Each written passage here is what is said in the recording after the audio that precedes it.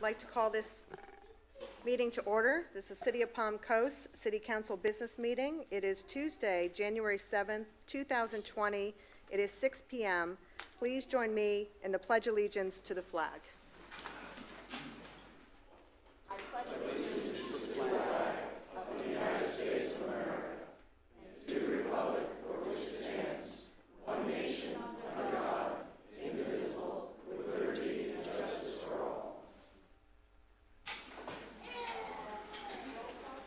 Mayor Holland? Here. Vice Mayor Clufus? Present. Councilmember Branquinho? Here. Councilmember Cuff? Present. Councilmember Howell? Here. Mayor, all members are present. Thank you. Move to agenda item number D, which is public participation. This is meant for items that are not on the agenda, so I see a lot of new faces here tonight.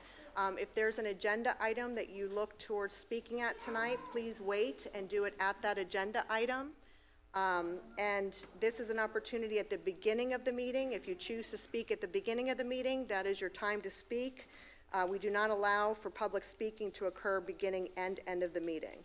So anyone wishes to address the public, please do so at this time. You have 3 minutes. Please state your name for the record, and your 3 minutes will begin.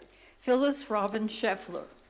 Today marks 11 months since my husband passed away, and for the past 10 months, I have been fending for myself, trying to resolve the issue of the permitting department having issued a permit to a deceitful contractor named John Costa, working under the license of Don Guyaning for a job value of $23,500, but stated by the contractor only as a $2,200 job.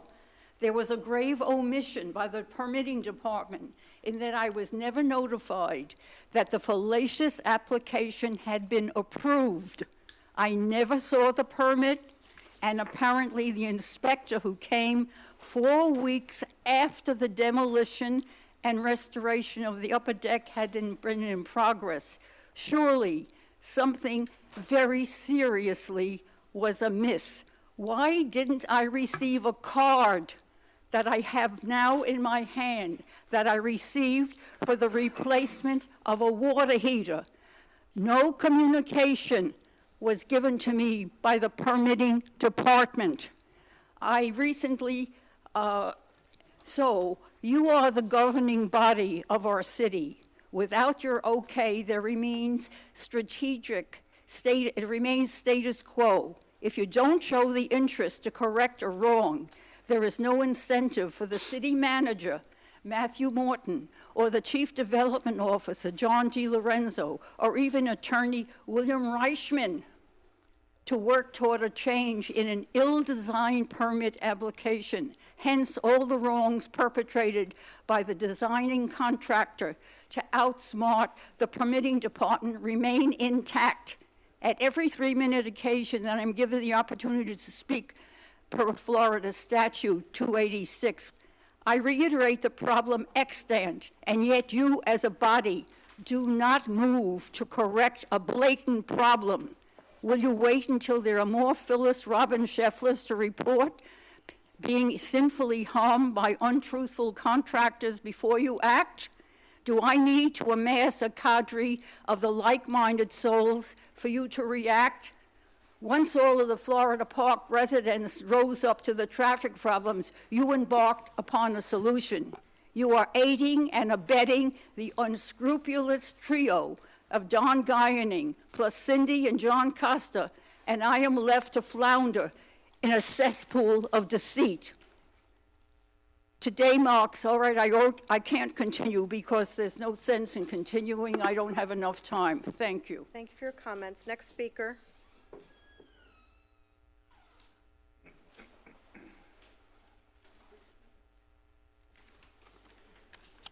Hello, Richard Atchison.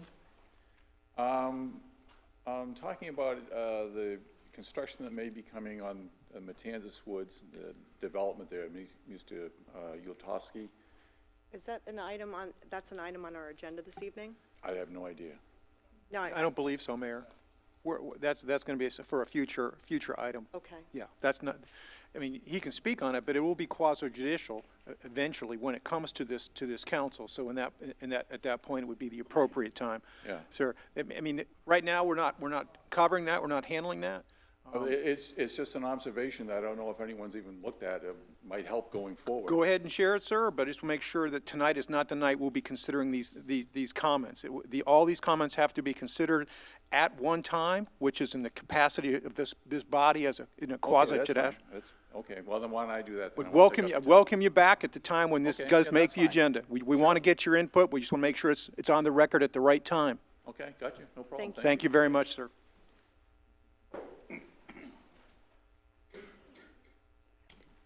Okay, Pat Stasio, Palm Coast. This is the third time I'm here regarding if somehow there's a better way to enforce these restrictions in Palm Coast.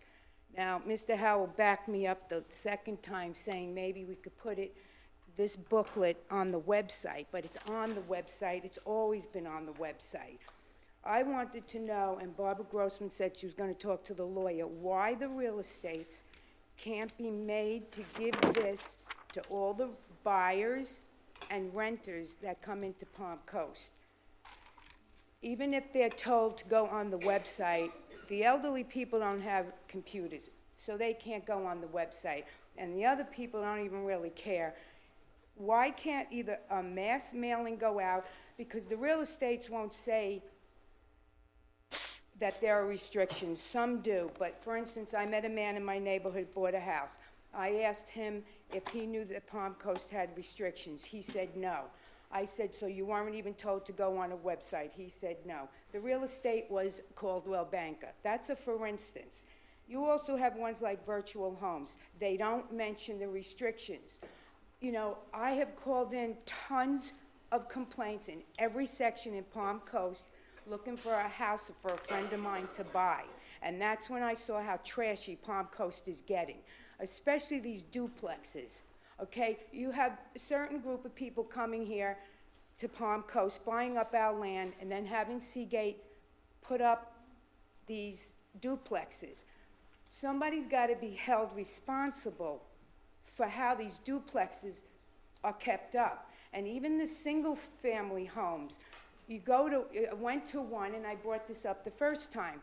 On the sides of the house, the wooden fence was totally on the floor. Now, if that house, it was either the owner, or if they had the property manager, where's the property manager that's getting paid? And I've gone through this the other two meetings I was here, and I just keep calling up so much that Barbara Grossman knows me very well. And there has to be a better way. Okay, you have one code enforcer per section, which I thought was great, until I was told he only goes out 2 days a month. I said, what does he do the other 28? And they said they go out on the calls. But people are afraid their name's going to be given, so I can almost bet there's not that many calls for them to go out for 28 days. Something has to be done where people see these, whether it's a mass mailing or you enforce the real estates to say something. That's it. Thank you. Thank you for your comments. Next speaker.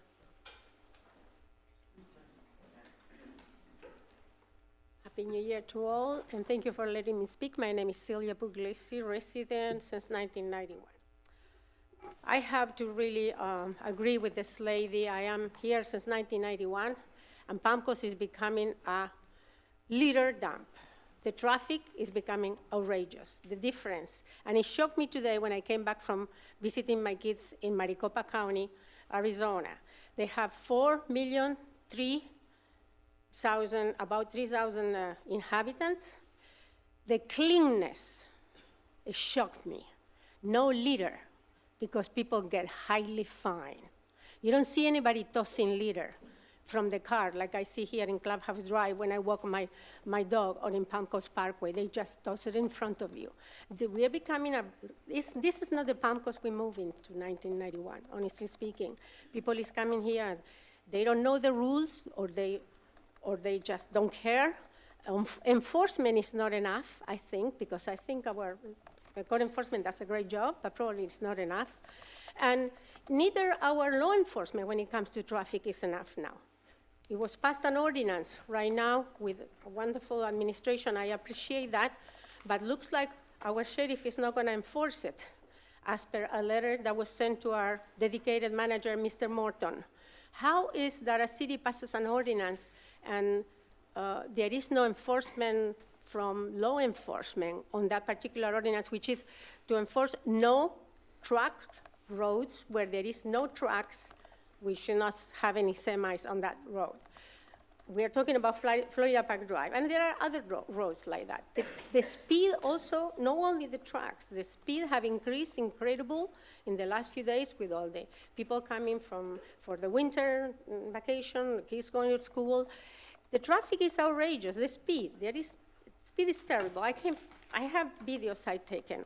Arizona residential areas by schools, by any public, or by any residential area, they have these beautiful soft bumps. People cannot speed. If those people in California and Arizona have the right, being Americans, to be protected that way, we have the right to be protected the same way in our roads.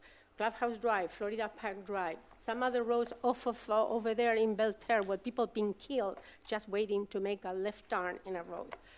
The speed, we need to address that. And I put my faith, I have the videos I took, riding with my daughter, and it is incredible. No leader, no speeders. On a county of 4.3 million residents, when we have here in Flagler County only 110,000. One other thing I have to tell you about this today, the smell of, when I came to the corner of my house, the Celia, smell of sewer. Thank you. Okay? Thank you. Thank you Next very speaker. much. Turn the volume up. Thank you. Thank you. Steve Carr, Palm Coast. I just have some questions about one of the policies that the city has. It says the city shall develop neighborhood compatibility criteria which shall be utilized by the city to review applications for future land use, map, amendments, rezonings, and special exceptions to ensure that the proper land uses and development do not adversely impact existing residential areas. And that's in Chapter 3, and the policy is 3.3.5.2. My question is, who determines this compatibility criteria, neighborhood compatibility criteria? Where can we see it? I mean, where can we go out and actually see where this has been developed? And also, where it talks about does not adversely impact existing residential area. Who decides that? Who is the deciding body on that? Who decides that before it gets to being presented to the city? We need some answers on that. I don't see it. Especially if they don't live in the existing residential area, how do they know whether or not it would be adversely impact upon the people? Have they talked to them all? I would just like some answers on that policy. Is it a policy that the city is going to adhere to? Thank you. For comments, next speaker.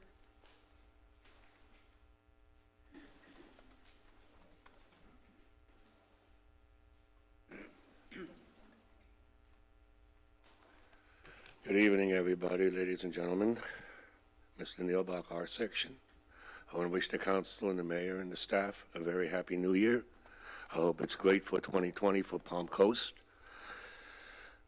Last year, you have approved major development, tax ratables, and across the board, you all did a very good job. Keep up the good work. Thank you. Thank you. Next speaker.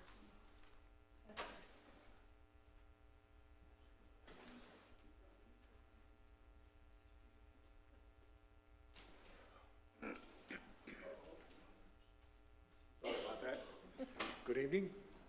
Thank you for allowing me to give you a few pieces of my mind. My name is Serapio Cruz, and I live in the Matanza Woods section. And this is my second visit to the board here, expressing my opinion and feelings about what is being done or what is going to be done about the noise barrier instituted on 95. Now, according to what the Florida Department of Transportation says, it has to be at least 15 decimal above the noise of the level. When is it going to measure? You got houses right there on 95 in the Matanza Woods sections, right on 95, and you're building more houses on the other side. Now, when we bought the house in 2005, I questioned that to the real estate, and they told me, oh, no, don't worry about it. They're going to put a wall up there. You ain't going to hear the noises. Here we are, 2020, and the wall's not there. Nothing is being done. Nothing is being said. The noise is unbearable. I don't know what anyone else live here, but the noise is unbelievable, especially when you get the motorcycle era or you get the trucks, when you get the trucks backing up and everything. It's unbearable. I'd like to know what the city's going to do about it. That's all I have to say, and I'll be back again, and nothing's being done again. Thank you for your comments. Next speaker.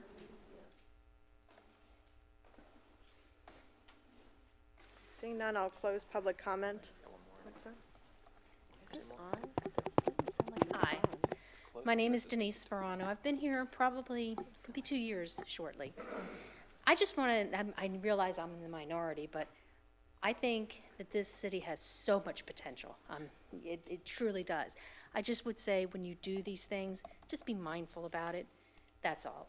But I think it's going on the right path. I think bringing businesses in and it booming a little bit is definitely the way to go. So much potential.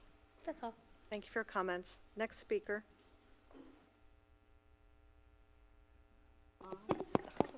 They're working on it in the control room. Good evening. My name is Eric Josie. I live on Lindsay Drive here in Palm Coast. Some of you may know me personally. I'm representing the Lindsay Drive section of Palm Coast, where our homes are buttressed against the golf course. This is not our first fight in regards to any multiple dwelling that's going to be built on that golf course. As you know, Mr. Josie? yes. Again, like the gentleman that spoke earlier, while we certainly welcome and want your input, your input most likely will come when this council considers if it considers a quasi judicial matter. Okay. So it's up to you, but my recommendation is that if you want this group to hear Sure. your comments and your input at the right time, Sure. it would be when this matter comes to this body at an agendaed item, because we're That's not. not agenda item for today? No, we're not. We're not considering it tonight. I apologize. That's okay. Thank you. So I appreciate that. We look forward to hearing your input when it comes back.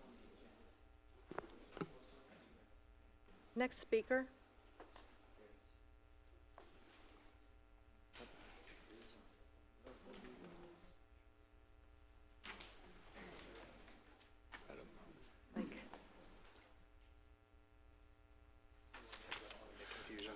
Mayor, if I could add one more. I think what may be confusing is under resolutions, under our amended agenda H11, it says approving the master site plan for Matanzas West.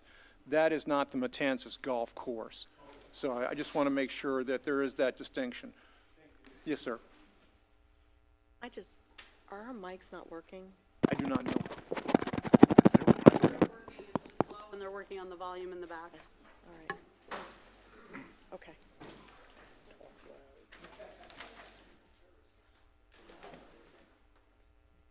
I would just add, for those that did come tonight, please get their contact information, Jason, and let them know and alert them when it is on the agenda, please.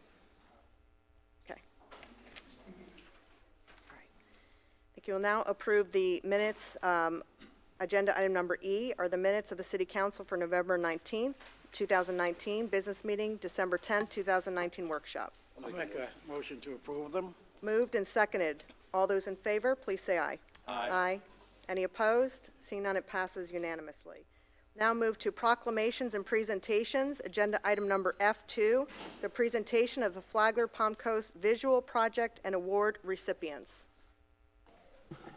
Thank you, Mayor and Council. I'm joined here tonight with Mr. Renew and Mr. Cox from Flagler Palm Coast High School, and they're going to be doing a presentation about the visual contest that occurred from August until December with some of the students at the Flagler Palm Coast High School. And this is a project that was geared towards engaging community's youth and helping design the future of this community because this is their home.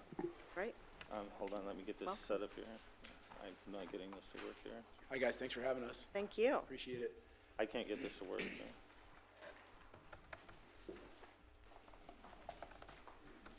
So we can just go ahead and start and jump Okay. in, and then we'll catch up Good. with the slide deck when it comes up. But this was so we work at Flagler Palm Coast High School at the I3 Academy, which is one of the flagship programs. There we go. And this class is a college and career readiness course. And so obviously the focus of that is getting kids ready to move on and go to college, learn the skills that they're going to need. But the part where this came in is the city came to us last year and had this idea for saying, we're doing a good job of teaching these kids, working on the soft skills, teaching them how to, be successful in life, and then they leave Palm Coast and they go somewhere else and they take those skills with them. So what can we do to keep them here, right? And that's kind of where part of this came from is, okay, we're developing this whole area, we're doing this. The idea is that they will be the end users of that is what the idea would be, right? So let's get their input, let's turn it into a contest, kind of a Shark Tank style pitch almost. And that's what this was. It was a contest for them to build a business from the ground up with just kind of like, what is it that we're supposed to do? Something cool, go for it, right? So that's what they did. They were given maps, they were given resources by the city, plots of land, and then they said, let's go. There's some milestones as far as like, here's what we want you to hit first, second, third, fourth, and fifth. That's up there. And just kind of let them run and do it. Okay, we're on the next slide. Sorry. That's okay. Yeah, and one of the major pieces I thought that our kids really enjoyed was actually being able to go out and see other innovative districts, because actually right now, there's just a lot of land. So they got to go to DeLand and Lake Nona, and then down in the Milk District to see how people use like multi-use facilities. So something that could be a coffee shop in the morning was going to be a tap room in the evening, and they had a shared space. And then just other innovative and creative ways. There was a food truck, picnic area, and just really interesting ideas that these kids came back and then were allowed to not only meet and discuss with other business leaders in the community, but also people in charge of Lake Nona and that's development, bring those ideas back to their idea that they were going to try to sell and present to the district. Yeah, I think that the most awesome part of this entire thing is that the kids were put in front of so many different people. They met city planners, they met urban developers, they met general contractors, they met business owners, they met people from all different walks of life, and got to really see a vast array of different career paths that they probably did not even know existed. And a lot of the people who were in those career paths made a comment about that they did not know that career path that they were in existed when they were 15, 16 years old. So that was a really cool thing. And I've got to give a big thanks to everybody involved in the city, from you guys, the Ed Foundation, to Walker and Walker's over here, all the people that came in, Mr. Shoddy, all these guys and girls that came in and talked to our kids and helped them through the process of that. The city of Palm Coast really, I don't know, I guess puts their money where their mouth is, I guess. They really believe that the kids are the future, and it's not just like a talking point. Because there was a lot of people that gave up time, money, to help these kids get to the field trip so they could get in front of these people, to come in and work with them and help them understand very complex systems and how those things work and all fit together. So I think it was a really awesome experience for our kids to be a part of. Thank you. Thank you. Yeah, thank you for your time. Thank you. So, Go ahead.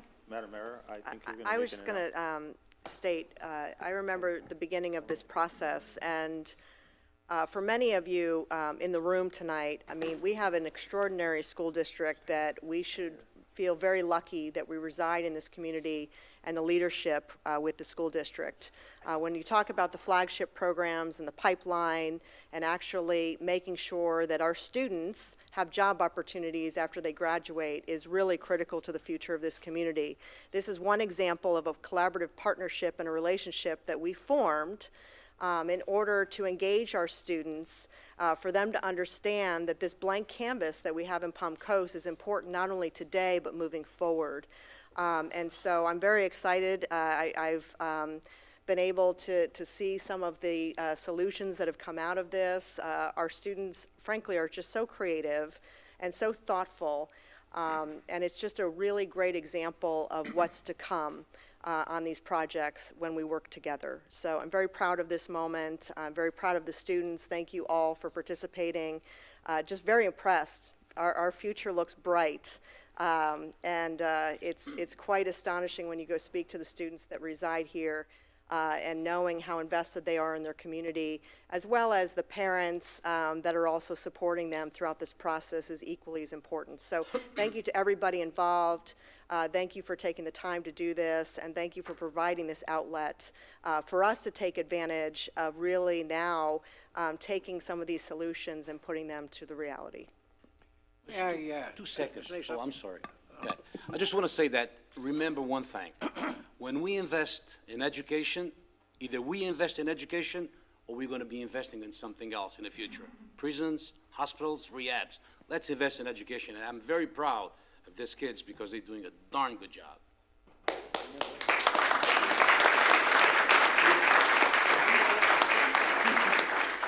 I have a word. I'm all about youth, or I should say youths.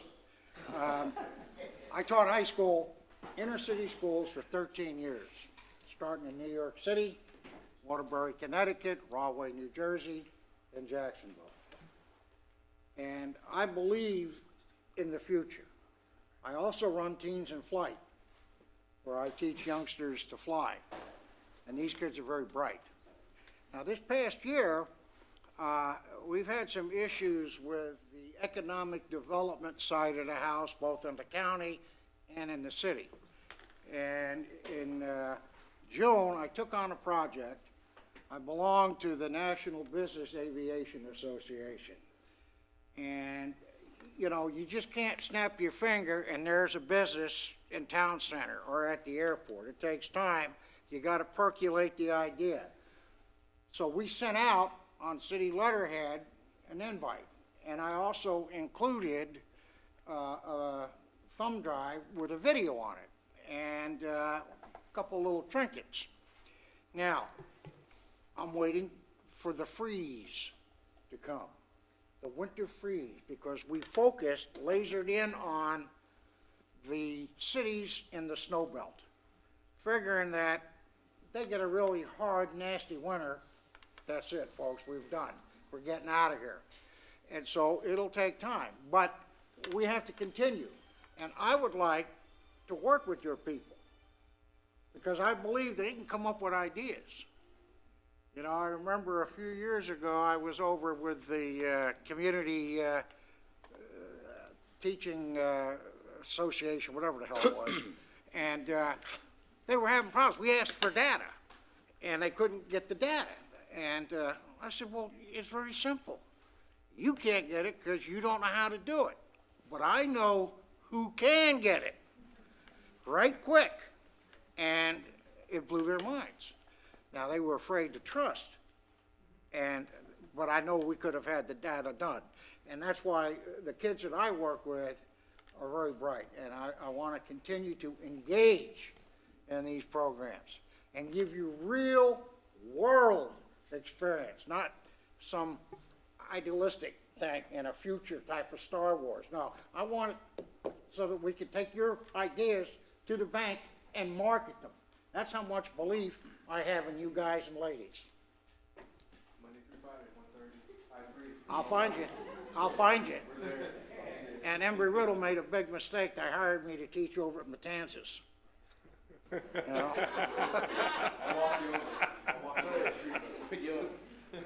Okay, are we ready to, We're ready to make the announcement, Madam Mayor. are we? Want me to go ahead and? Yes. So we have the top 3 ranked teams here, and we have some certificates for these young folks. And the mayor's going to come down and present these certificates, and I'm going to call out the winning group and then their names, and then we're going to hand out the certificates. And there's a check presentation that will be presented to this team, and it'll be distributed, the funds will be distributed to the Flagler Palm Coast Education. Okay, so the winning team, did you want to say it, or do you want me to? The winning team is the Coastal Innovation Group. Shiana Abbott. So I'm here to give y'all a check, because y'all, there's 5 people in your group. So with partnership with the city, along with Douglas Properties, we can't thank them enough. They really, unbelievable project. We probably had close to 30 or 40 kids involved in this project all told. And I know they saw things that they would have never seen before. So creating those pipelines in town, giving them the real workforce experiences, these kids got it. And if you have the chance to go online and look at their projects, these guys were the winning team, but I think there was 8 or 10 teams, and all of them are top-notch. So I highly recommend going on the website and looking at them, because these guys really did hit a home run. Yeah, so Shiana Abbott and Hayden Clark. Kirsten Demers. Mira Emerson. And Chloe Mari Newell.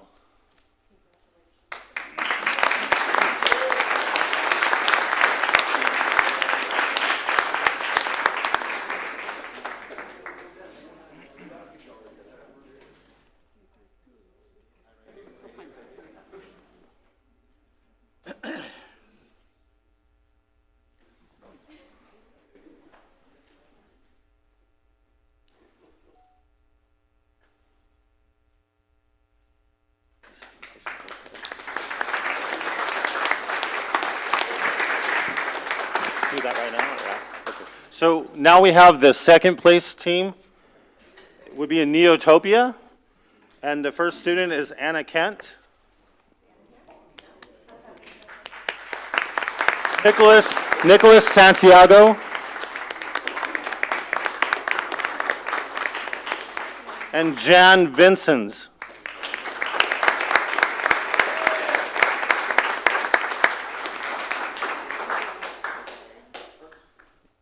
Their names are on it.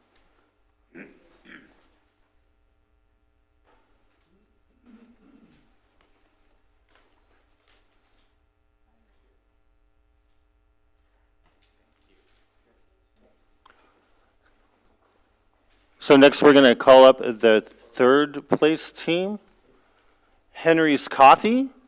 It's Kayla Colazo.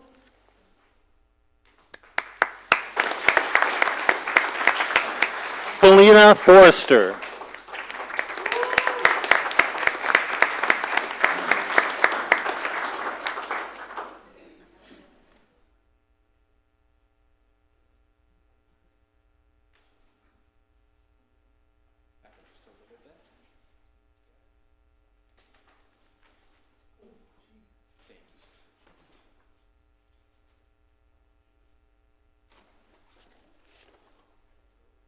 Thank you, Madam Mayor.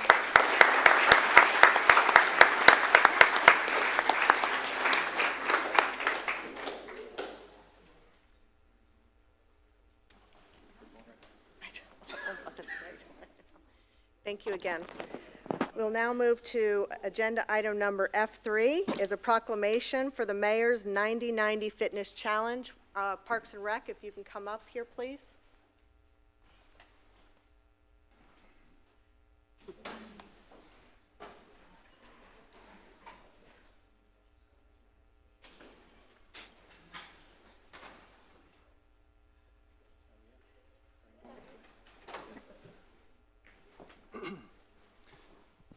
Good evening, Mayor, Council.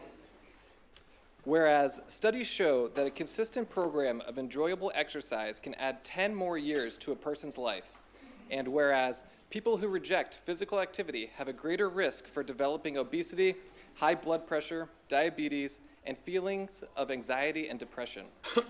And whereas working out with a group increases a person's commitment to fitness by enhancing the consistency, duration, and inspiration of a fitness experience. And whereas Palm Coast Mayor Melissa Holland has organized a 90 for 90 challenge to encourage residents of all ages and skill levels to join her in choosing their most preferred fun activity and work out the equivalent of 1 mile per day for the next 90 days. Whereas the City of Palm Coast offers the ideal fitness activities for groups to participate in, including tennis, golf, yoga, Tai Chi, dance, basketball, pickleball, my personal favorite, Zumba, biking, hiking, indoor rowing, soccer, flag football, and cornhole. Now therefore, be it proclaimed by the Mayor and City Council of the City of Palm Coast, Florida, January 6, 2020 to April 4th, 2020, as the Mayor's 90 for 90 Fitness Challenge, urging all residents of Palm Coast to challenge their fitness levels to improve health and wellness. Adopted this 7th day of January 2020, signed City of Palm Coast, Florida, Mayor Melissa Holland.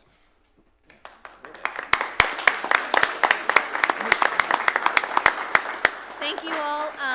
We have had a great turnout so far for our 90 for 90 challenge, and we encourage all of you guys in the audience to participate, as well as any council-led activities. We are welcome to it. So get out there and enjoy the trails. Oh, yes, don't forget to sign up on Palm Coast Connect and log your miles there. You can also log your miles to a team. So challenge your neighbors, challenge the schools, and challenge other local businesses, and get out there. So connect to fitness. Thank you.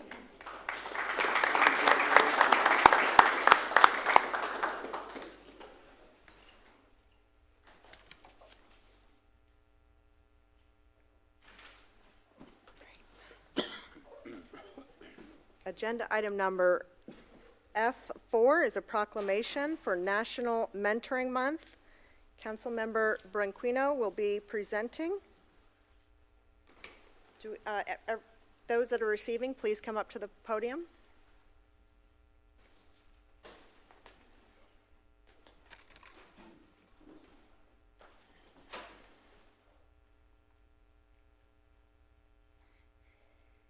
Council, if you don't mind, I'll stay silent. Yes. Proclamation. Ready? Because I'm not. Whereas research confirms that quality mentoring relationships have powerful effect on young people in their personal, academic, and professional lives, and whereas pairing young people with caring mentors is a strategy that creates a path to successful adulthood, and whereas the National Mentoring Partnership with Harvard T.H. Chan School of Public Health annually focuses on national attention on the need for mentoring, highlighting how increasing the number of mentors can ensure positive outcomes for young people. And whereas the affirmative effects of mentoring has revealed that 55% of the youth who have been mentored are more likely to enroll in college, and 130%, big number, are more likely to hold leadership roles in their adult lives. And whereas mentoring connects a young person to personal growth and development. Now therefore, be it proclaimed by Palm Coast Mayor and City Council that January 2020 be declared as National Mentoring Month.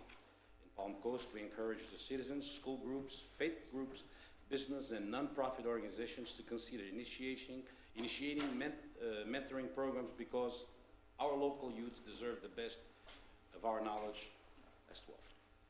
Adopted this 7th day of January 2020, City of Palm Coast, Mayor, and our clerk. Thank you. Thank you very much, and Thank please. you.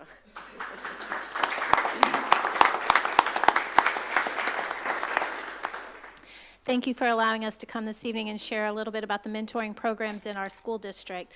Mentoring is a major initiative of our superintendent, Jim Tager, and his goal is we would love to have a mentor for every one of our 13,000 students. We have several different types of opportunities that are available for anyone that's interested in being a part of the success of our youth. I'd like to introduce Sabrina Crosby. She is our mentoring coordinator, and she's going to very briefly share just a few of our specific programs. Thank you. It's a pleasure to be here. And we do have some mentoring programs that have been well established in Flagler County Schools. We have the African American Mentoring Program that started in 2002. It has grown and expanded. It serves all children. They do a lot of group mentoring. We have a men and women's division. You have the Reading Pals. That's a focus on our pre-K to third grade with literacy, and that's a partnership with Flagler Volunteer Services. And then we have Mentoring Matters, and so any child really who needs a mentor, we're going to match them with a mentor. And then of course you've heard Take Stock. Mr. Rizzo, who is here, is our director of the Flagler County Education Foundation, and that program is under the Flagler County Education Foundation, and that is for our high school students, and they receive then a full Florida prepaid scholarship, basically, and so it's an excellent program. So we need mentors, and so we have some information on the table over there, a flyer about mentoring and who to contact, which would be myself. And so we hope that we have some people here tonight that would be interested in learning more about mentoring and coming on to have that impact that you just spoke about. One of our newest mentoring programs is designed specifically around our Classroom to Careers flagship programs, which is aligned with all of our targeted industries in this community and designed to give our children paths where they can explore, grow, and succeed and move straight into job and career opportunities. It's called Career Coaching. Doug Glasgow manages that program. We were able to get a $200,000 grant from the United Way through the Education Foundation to support that for a 2-year piece. We're very excited about matching up professionals in different careers with their students. He's going to tell you very quickly about that. We promise to be fast. Good evening. Thank you for having us. Career coaching is to support our Classroom to Career initiative in Flagler schools. And what we do is we take our students that are in our flagship programs and or CTE programs, and we pair and match them up with someone who is currently in a particular career field or is recently retired from a career field. And hopefully that partnership will lead to them having leadership experiences and experiences outside of the classroom that they wouldn't normally get by being in the schools. Currently, our program with that grant that Mrs. Schott just spoke about, we're looking at about 320 mentors to pair up, or career coaches. So this is our call to action. If you are currently in a career, or you are recently retired from a career, or you would like to participate in our career coaching program, we invite you to please reach me. I have cards over there and flyers, and we'll get you paired up with one of our students and go from there. So you can reach out to either of these individuals or myself. I'm Lynette Schott. I'm the Executive Director of Student and Community Engagement. We also have impact reports on the table because we are school people and we bring things. And so there's an impact report over there that details our programs as well as our flagships. We have 21 different pathways of programs that are everything from construction tech to aeronautics. So we encourage you to find out more about it and to please become involved and find which of these programs works for you and help support our youth. Thank you for the proclamation this evening. Thank you.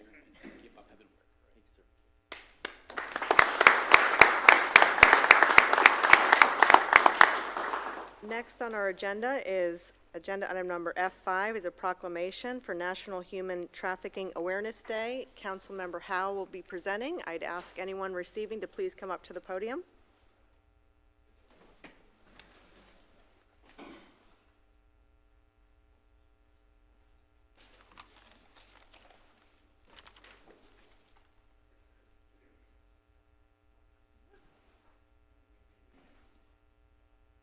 This is unfortunately a sad topic. We talk about human trafficking. For those of you that don't know it, this is a big moneymaker for our terrorists.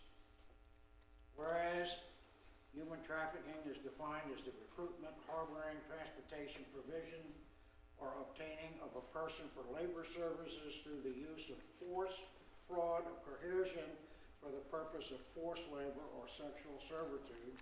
And whereas human trafficking is a $32 billion a year global criminal enterprise and is a crime as well as a civil human rights violation, an estimated 25 million people are currently victims of human trafficking for both sex and labor. And whereas human traffickers prey on their victims by promising a life of hope and greater opportunity, while delivering only enslavement. And whereas Palm Coast is a vibrant city, home to over 80,000 residents and host to year-round guests who have the right to freedom, hope, economic security, safety, and the pursuit of happiness. And whereas January is National Slavery and Human Trafficking Prevention Month, and we commit ourselves to eradicating the evil of enslavement with no place in our city, great nation, or the world.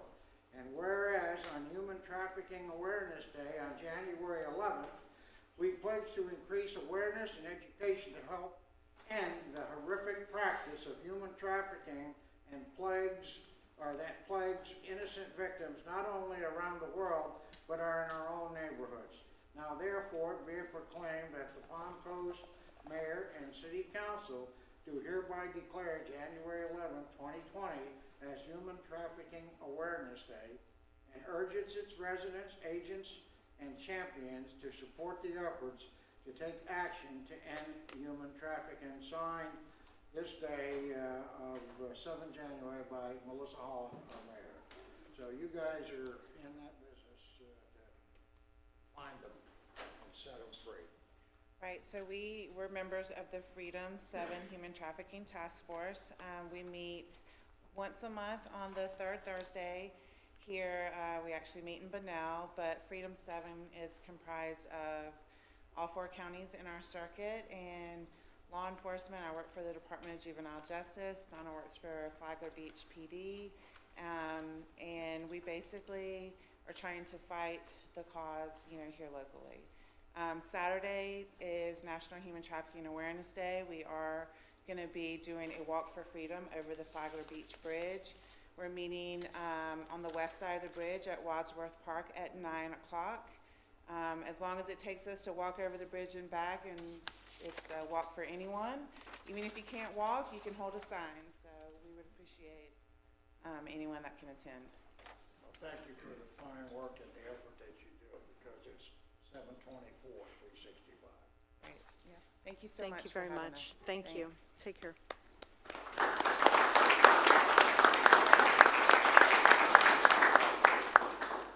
Agenda item number F6 is a presentation of the 2020 census. Commissioner Donald O'Brien will be presenting. Welcome. Thank you, Mayor Holland and Council. I apologize, I'm just not sure how to get that up on this on the screen for you. So, oh, there we go. Okay.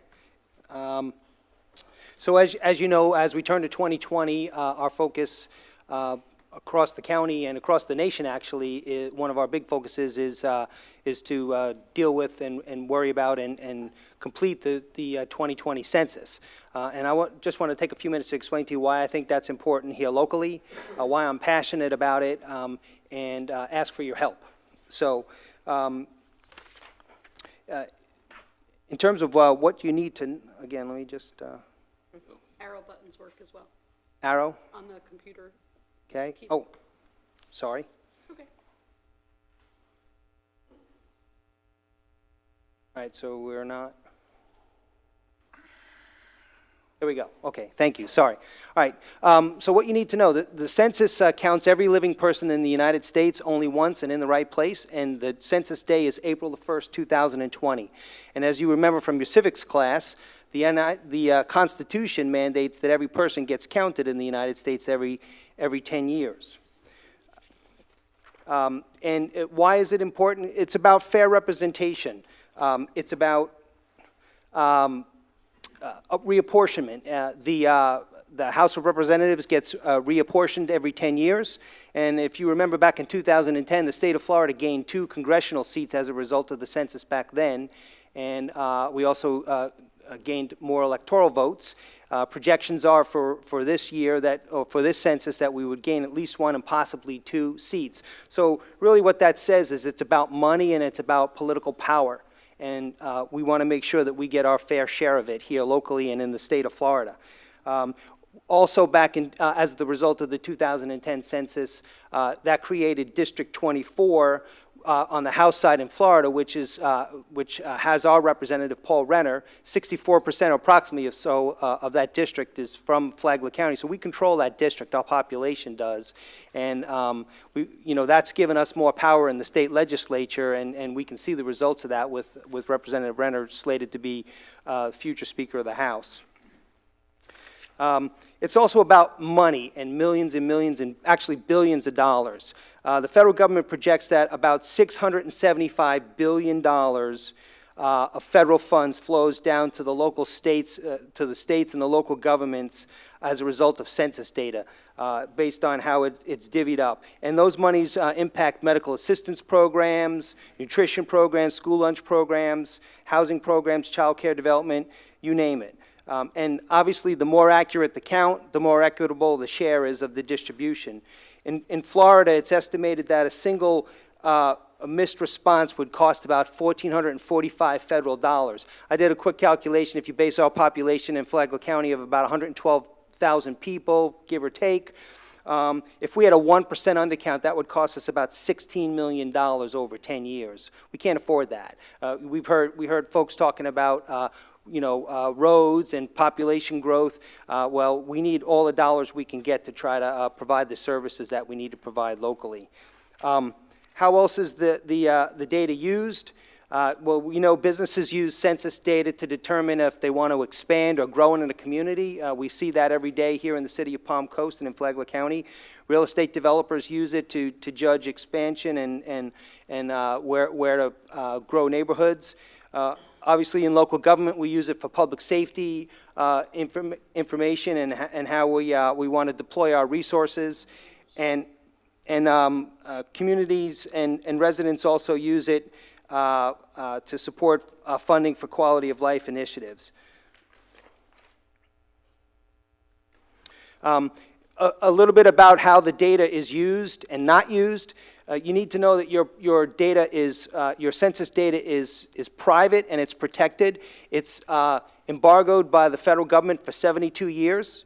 It's against the law to release any census data to the public, and anyone that does that is subject to fines and imprisonment. Your data cannot be used in any way, shape, or form other than to be used for producing statistics. You know, over the last couple of years, the national media did not help us in this regard, because there's been so much talk about, well, we're going to ask an immigration question, you know, is the data safe? We've had all these issues with election, possible election influence and that kind of stuff, and that's not helped us because it's created the perception that our data is not safe, and that could hurt us when it comes time to try to get the census done and count that, you know, count everybody. Why don't I go down there?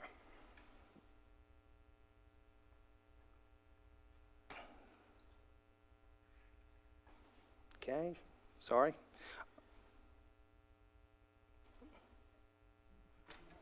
I apologize, we're not going down there. There we go. Yep, going backwards.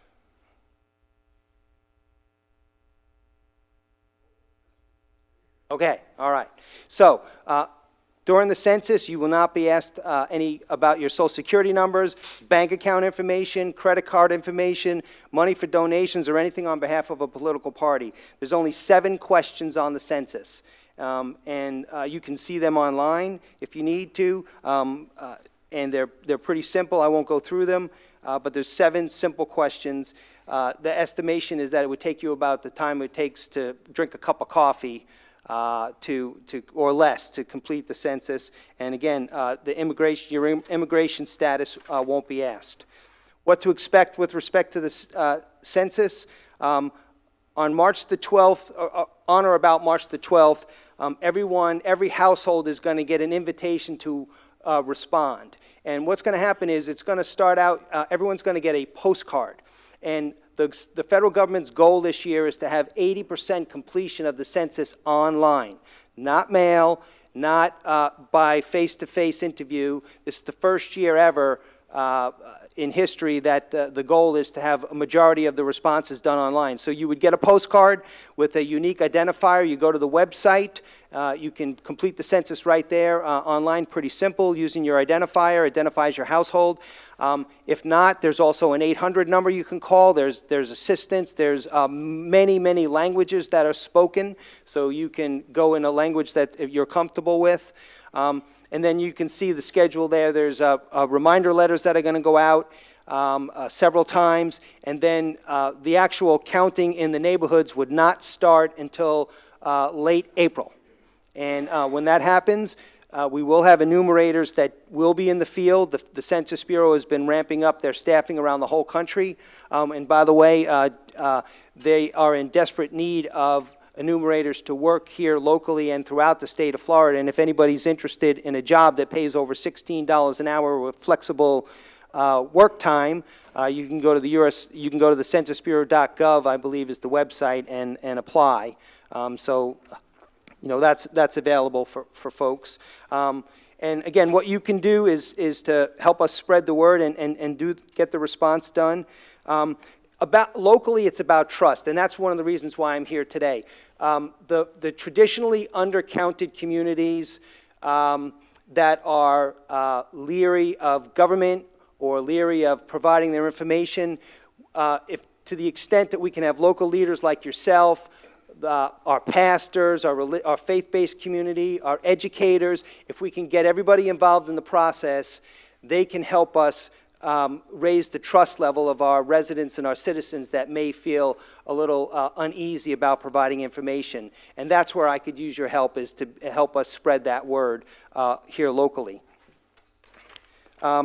We do have a complete count committee that we formed here in Flagler County, and I'll just skip right to that so we can get on with that. As you can see, this is a group of our leaders, and I've engaged with all of the mayors, the school district, and then we're engaging with other folks within the community. And Mayor Holland, two things. Number one, I want to thank you for your mentorship of me, and I'm going to share why that's important in a minute. But you helped me a lot in getting this thing together, and I also want to thank staff for providing some additional resources. Mr. Shadi has been very helpful with our group, and he's going to help us on the communication side, along with some other folks in the county, and that's very much appreciated. We have a lot of work to do over the next 90 days, and I want to thank you for that.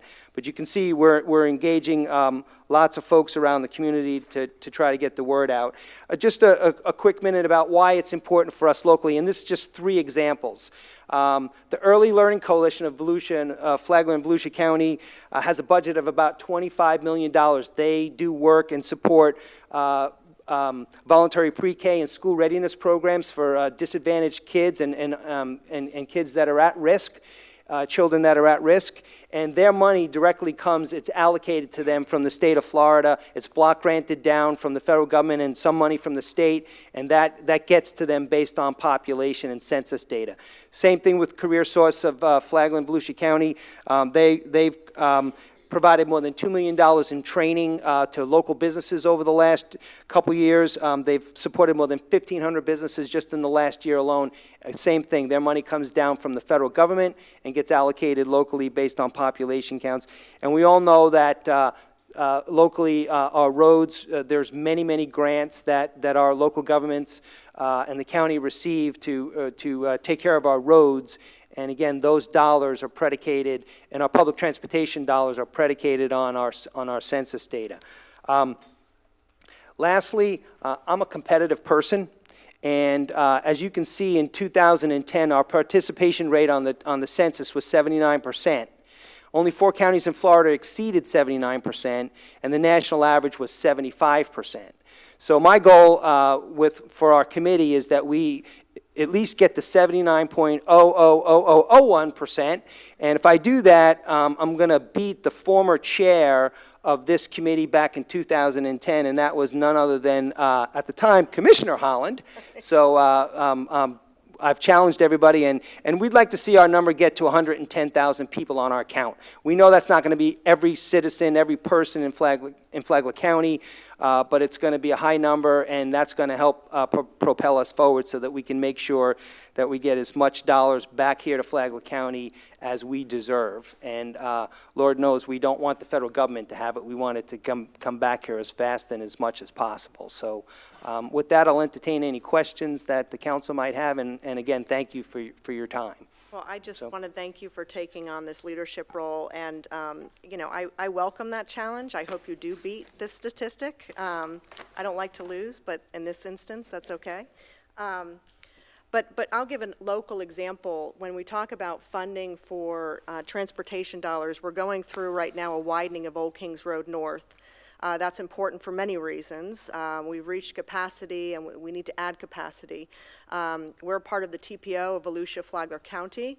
That allows us a couple of seats at the table, not many seats because Volusia County has more cities than Flagler County has, unfortunately. But we're able to then tap into more funding every single year that would give us a greater possibility of getting that road built even sooner than what was anticipated. So I can't encourage everyone enough here in the audience tonight to please spread the word, become ambassadors of Flagler Counts in an effort to make sure we get the highest number counted in Flagler County. It is that critical. I'll use that one example again, the road. I mean, it's a $22 million project. It is being funded through FDOT. It's being funded because we've been on a 5-year work plan priority list, and we've moved up every year. But we have to compete with those dollars every single year with Volusia County. So it's incumbent on us to make sure that this is the one chance we're going to have. We're not going to have another 10 years to be counted. So if we don't take advantage of this opportunity and share with your neighbors of why it's so important, why it's so essential, it gives us not only greater representation on these boards and councils, but the resources allow us to hopefully keep your tax dollars as low as possible and to tap into other regulatory opportunities for us to fund the projects that are necessary in our city. So thank you. Thank you, Mayor Helen. One last thing, I apologize. I would just ask you that I will go out 7 days a week, 24/7, to talk about this to any group or organization. So to you or to anyone in the audience, if you have a group that you're a member of, a Kiwanis Club, a Rotary Club, I've already been out a lot, and I'll go out every day, as I said. If you just contact me, we'll get it on the schedule, and I don't care if it's to 5 people or 100 people. I'll do this quick presentation, and we'll continue to get the word out. So thank you. Thank you. Thank you. Okay, we'll now move to agenda item number F7 as a presentation of the Pink Army 5K round robin for the Cure and Food Truck Tuesday proceeds donation to the Florida Hospital Breast Cancer Care Fund. Welcome. Welcome. Thank you, City of Palm Coast. I'm John Subers with Advent Health Palm Coast, and we're here to thank the City of Palm Coast for your great support and partnership with our annual Pink Army 5K. With me tonight, I have, I want to call you Kat Austin, but it's Kat Creel. She, at the Pink Army, she went to Germany and got married, so I'm not there yet, but Kat is one of our co-chairmen with Helga Van Eckert with the Economic Opportunity, and we have Corey Comstock with the Flagler Humane Society that managed our Pink Out Your Pup contest, and we had dogs out there. We have Mrs. Lightfoot that ran the tennis tournament at the City of Palm Coast Tennis that raised funds for our Pink Army. We have the runners, and we can't do it without, Jared even got a tie tonight, but we have the City of Palm Coast under the leadership of Lauren Johnston, Jared, and Brittany. They were wonderful in the operational aspect of this Pink Army 5K. We had more runners, $20,000 with all of the proceeds. Was a tremendous, tremendous event. The leadership from our co-chairs being Hilga and Kat and their vision of what this run has become over the years has been outstanding. We keep getting more runners. We have more committee that is not here yet. Flagler County Schools does a tremendous job. But the real impact of this donation is what it does to our community. And in 2019, just a couple days ago, our foundation reimbursed the hospital for $37,000 that paid for 3D mammo paddles for the new 3D mammo machine that was brought in to get clear imaging. We paid for a lymph node machine that was allowing one patient a better quality of life the rest of her life going through her treatments, and more than anything else, through a great relationship with the Flagler County Free Clinic. They provide us, or we provide them services for many of their patients, but the money will go reimburse for 29 patients that received mammograms or other diagnostic testings, all related to breast cancer.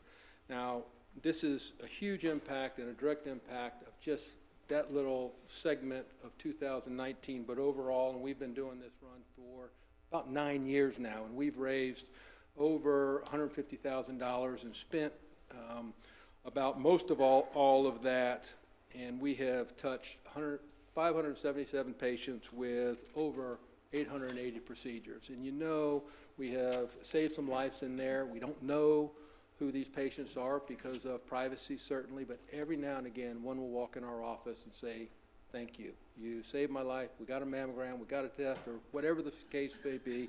So the $20,000 helps us continue our mission to support our community and grow our community, and it was just a warm-up for your 90/90. Yes, So thank with you. that, any of my fellow committee members would like to say anything, and thank you? No? Yep. Oh, Agnes? Yeah. Hello, it's Agnes Lightfoot. I am the president of Friends of Tennis, and we were so excited and so pleased to participate with the hospital this year and the run. So the young people and everyone in town did the run in the morning, and then later in the morning, we did the tennis. It was fabulous. We have at the tennis center cancer survivors, breast cancer survivors, and caretakers. Everybody doesn't talk about it, but it's there. So everyone was participating. It was a grand day. Thank you. Can we take one more picture right in front? Yeah, absolutely. Thank you all very much.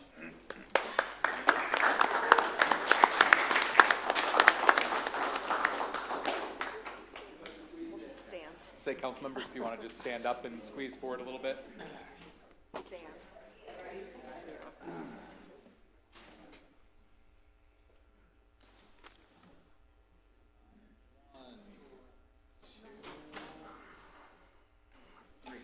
Awesome, thank you.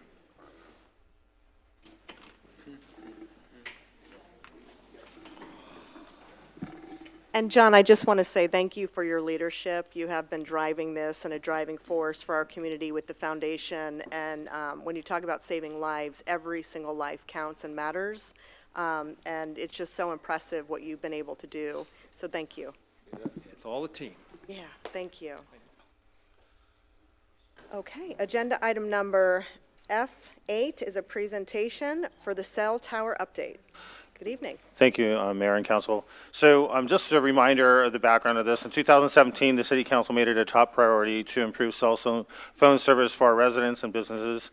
So on May 2017, we put out an RFP, and Diamond Tower was the ones who was awarded the contract for that. Amongst the tasks included on the RFP and that their contract included reviewing the existing city ordinances and recommending revisions to them, conducting an inventory of all potential city and Flagler County School District wireless communication facility sites, and to develop a citywide long-term wireless master plan and perform marketing activities as needed to attract additional cell carriers to these towers. I have Daniel Turnpaw from Diamond Tower here, and he's here tonight to give you a presentation and provide the council and you, Mayor Holland, with an update of where we are with the cell tower communications. Great, thank you. Welcome. Yeah. Good evening.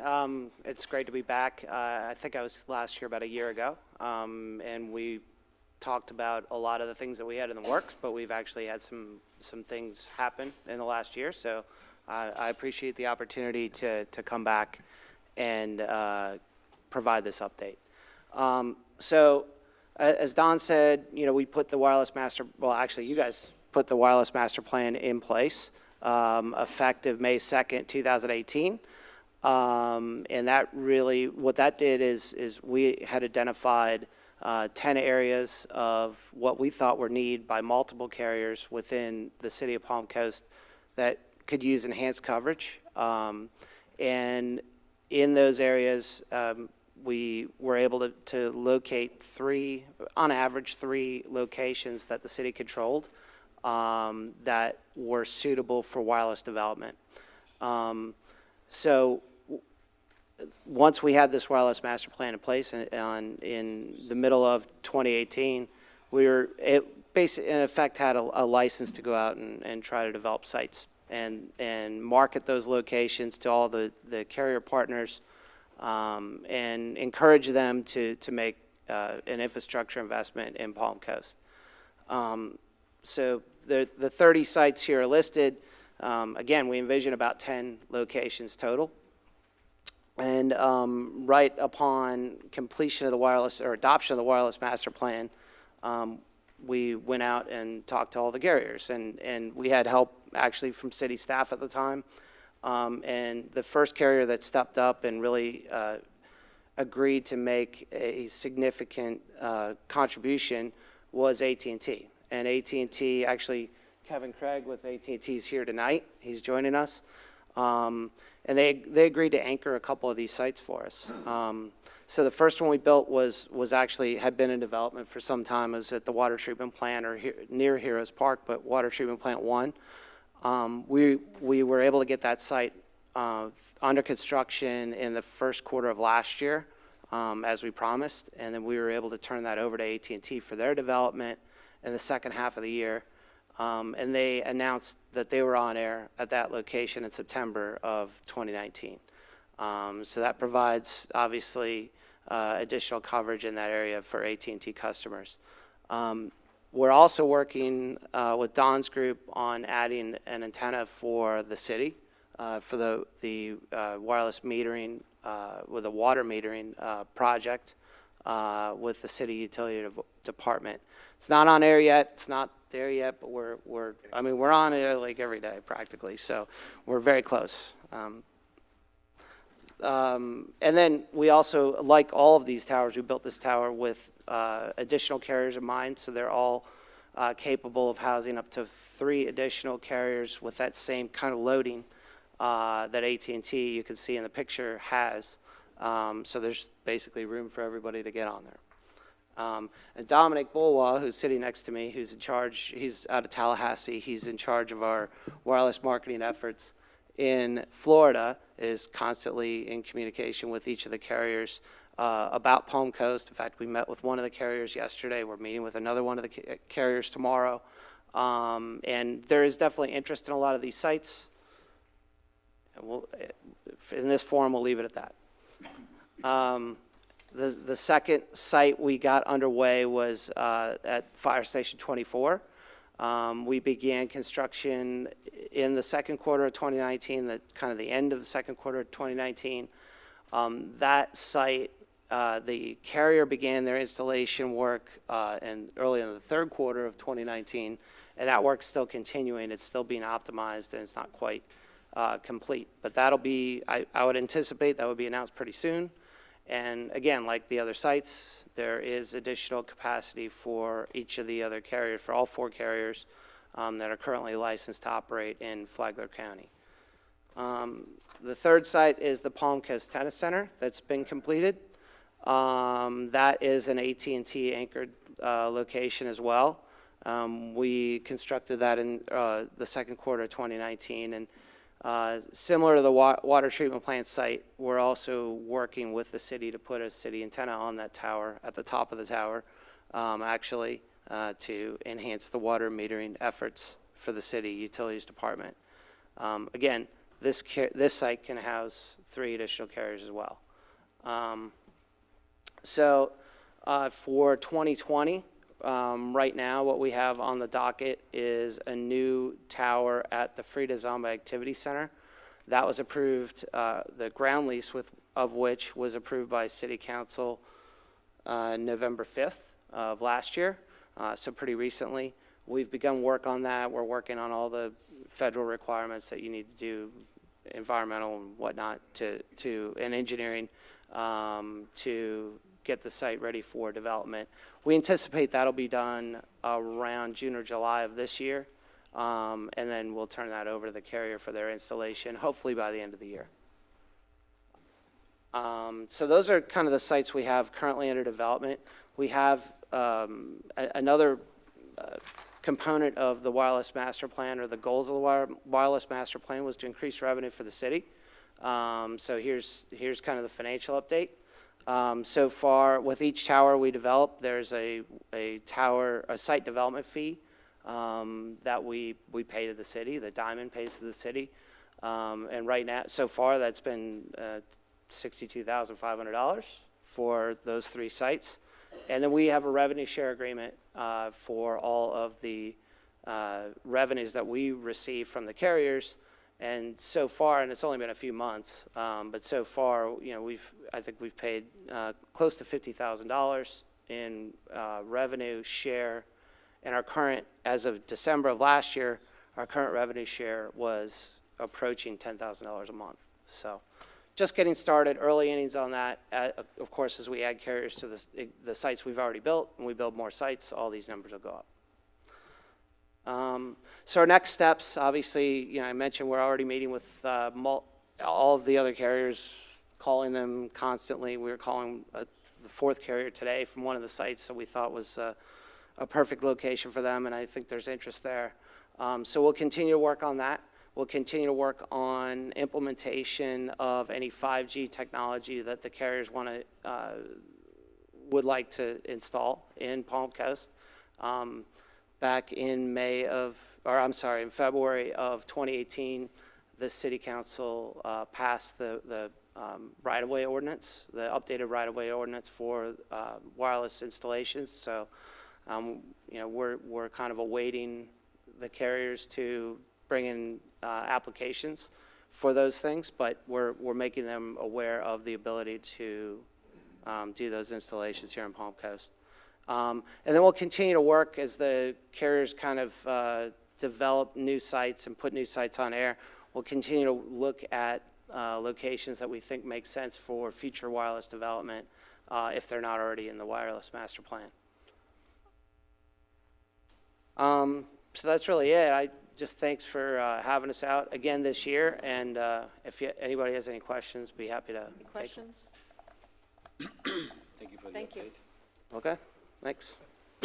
We'll now move to agenda item number G9. Before we have Bill Reichman, our city attorney, read the ordinance, I've asked him, since we have several residents in the audience tonight, just to walk through the quasi-judicial process.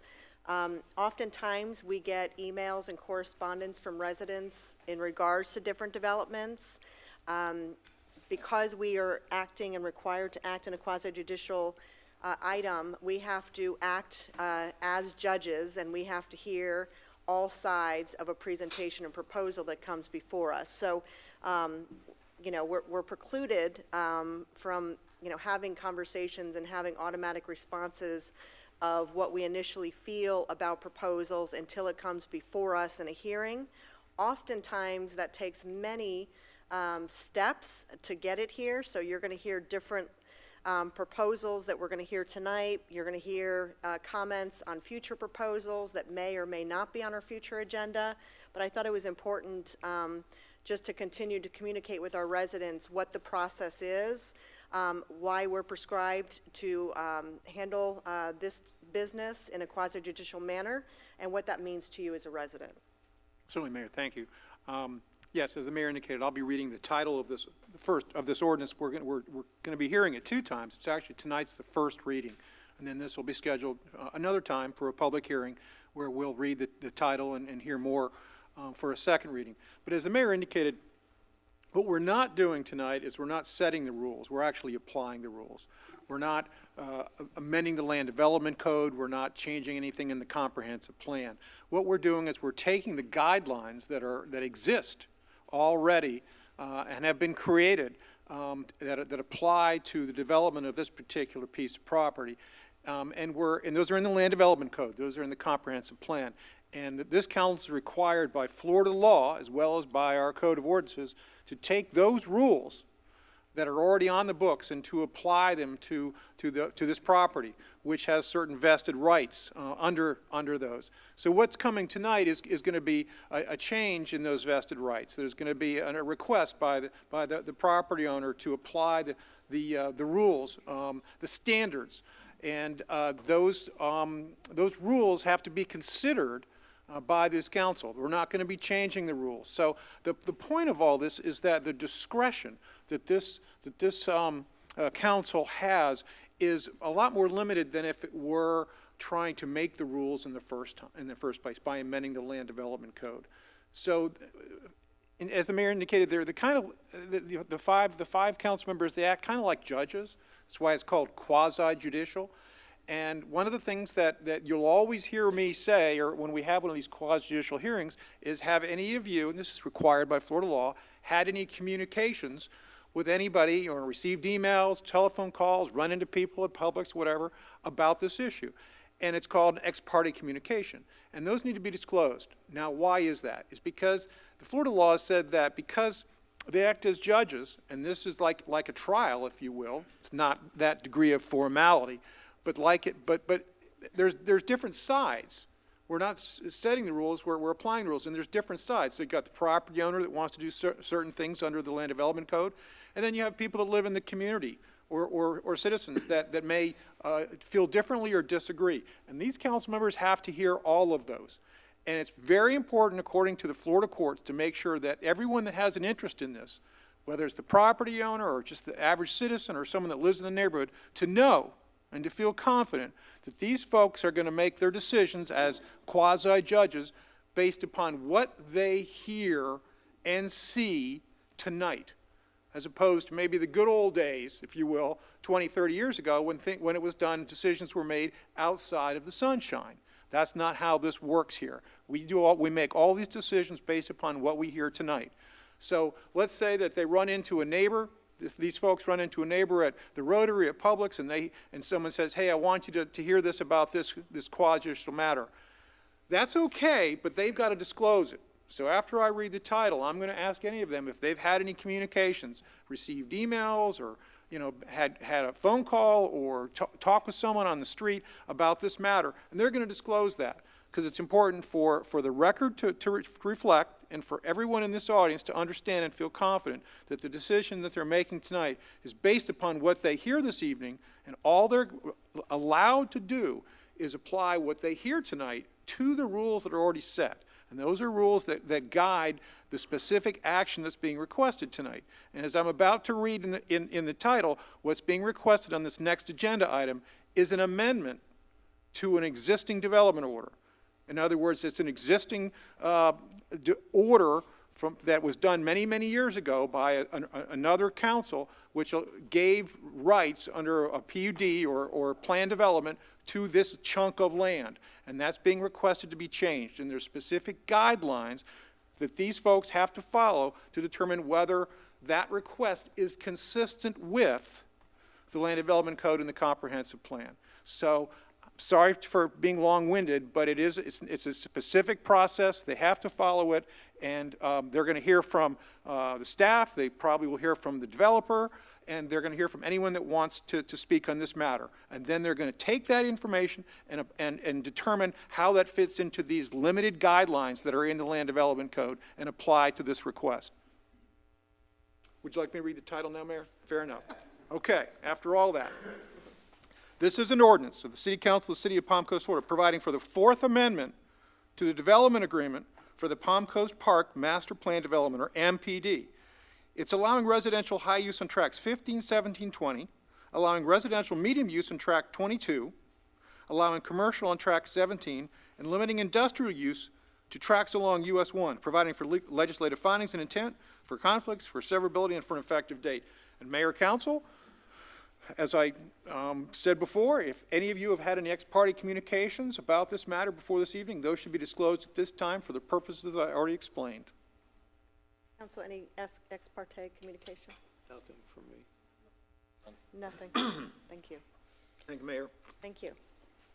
Good evening, council members. I'm Ray Tyner. I'm the Deputy Chief Development Officer.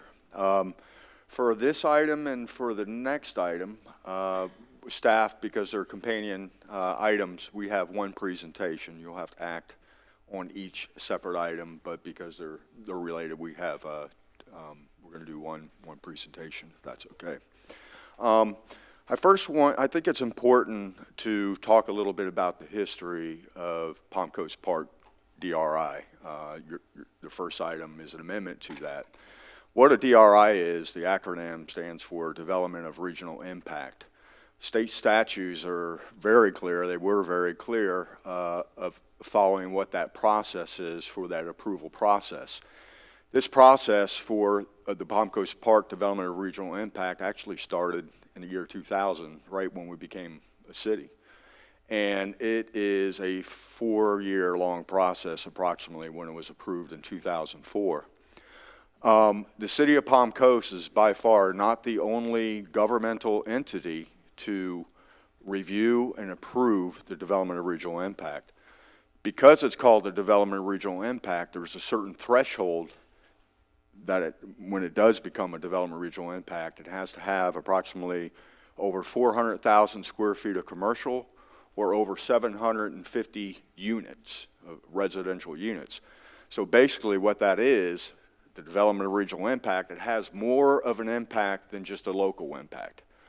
So all the agencies that were part of this 4-year-long process included agencies such as the Florida Department of Transportation, St. Johns River Water Management District, the Department of Community Affairs, which is now called the Department of Economic Opportunity, the Department of Environmental Protection, the Florida Department of Transportation, and Flagler Schools, and the Division of Historical Resources. So basically, an application, which is probably about 1.5 feet thick, about 2 or 3 books, are distributed to the Northeast Regional Planning Council. They kind of acted like a clearinghouse, and they are our regional council part of the region. What makes up the board of the regional council is representatives from 7 counties surrounding us, including Florida County, of their either county commission or city council member. And what happens with this process, it is distributed to not only all these agencies, but the surrounding counties, St. Johns County, Flagler County, and it goes through this long process. So for example, the St. Johns River Water Management District, they're really going to be interested in DEP, they're going to be interested in their natural resources. So they're going to make sure that this development is not negatively impacting the environment. For example, DEP was very concerned, and the Florida Fish were very concerned about gopher tortoises. So the developer, as an impact to this, provided 50 acres plus of an area to the north that dedicated for gopher tortoise, where you relocate those and the gopher tortoise can survive. The Florida Department of Transportation, for example, they are very concerned about US 1. The city of Palm Coast has been part of the process to see what the impacts are going to be on the transportation network. And so it's kind of like a pay-as-you-go application. The developer, the applicant at the time, contributed $7 million, even before this process has started, just on the transportation and taking care of those impacts that these extra trips would do. On top of that, part of that agreement of the transportation impacts, or to lessen those impacts, that each house or each residential unit that is built in Palm Coast Park, they still are going to have to pay their transportation impact fees. St. Johns River Water Management District, along with the city, Hewlett Branch is a very important resource to our community, not only our drainage system, but for the wildlife that was preserved. And as you see, through another item later, that you cluster some of that development and to save those natural resources. Ultimately, the city of Palm Coast approved the DRI in 2004. And we're proud as staff that all of the agencies that had reviewed it, us, the city of Palm Coast, the city council, working through some of those issues and those complicated issues through a very large project. There was no opposition through any of the other agencies with the DRI process. Now, why would an applicant go through a 4-year process and go through this process? One of the things, once it's approved, they are guaranteed those entitlements and densities. They have a certain threshold of residential units. They have a certain threshold of non-residential intensities. So they are part of that development, or as Mr. Reichman had indicated was approved years ago, they are entitled to those entitlements. This is a 30-year plan. This is the Fourth Amendment, and I'm sure in the next 20 years, there probably would be more amendments that would come because of the plan. But with that said, Mr. Papa, our senior planner, will provide some of the details of the modification that's proposed for this DRI and for the Master Plan Development Agreement. Good evening, Mayor, members of City Council. I'd like to wait a few minutes to see if we can get our presentation on the screen. It was only supposed to go, like, blip off for 8 seconds. I apologize. They're working on it in the back.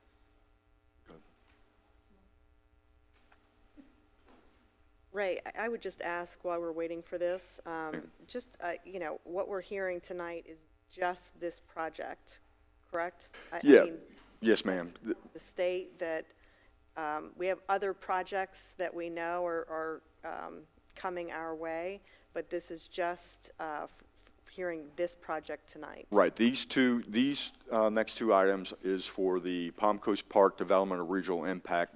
There's some modifications to that. For example, you know, in the DRI, that they permit, because it's a 30-year plan, they permit a conversion. So if you want to take residential to add more commercial or commercial intensity and convert that to residential, for example, we have a minor amendment in there to provide staff a little bit more analysis when they do that. You know, and part of that analysis would be like a transportation study, because what we want to make sure is that, you know, if you're converting commercial to residential or residential to commercial or vice versa, we do not want to increase any of the trips that they were obligated and exceeded. Same thing with the Flagler Schools was really involved with this. You know, they had donated a 30-acre school site. You know, what they do is they look at how many school stations and what's going to be generated, and they work with the school board along with the city of Palm Coast to see how that's going to be mitigated. So that mitigation and that agreement for a certain amount of units was for a donation of a 30-acre school site. If they go over that, even by 1 unit, they're going to have to go back to the Flagler Schools and negotiate another agreement.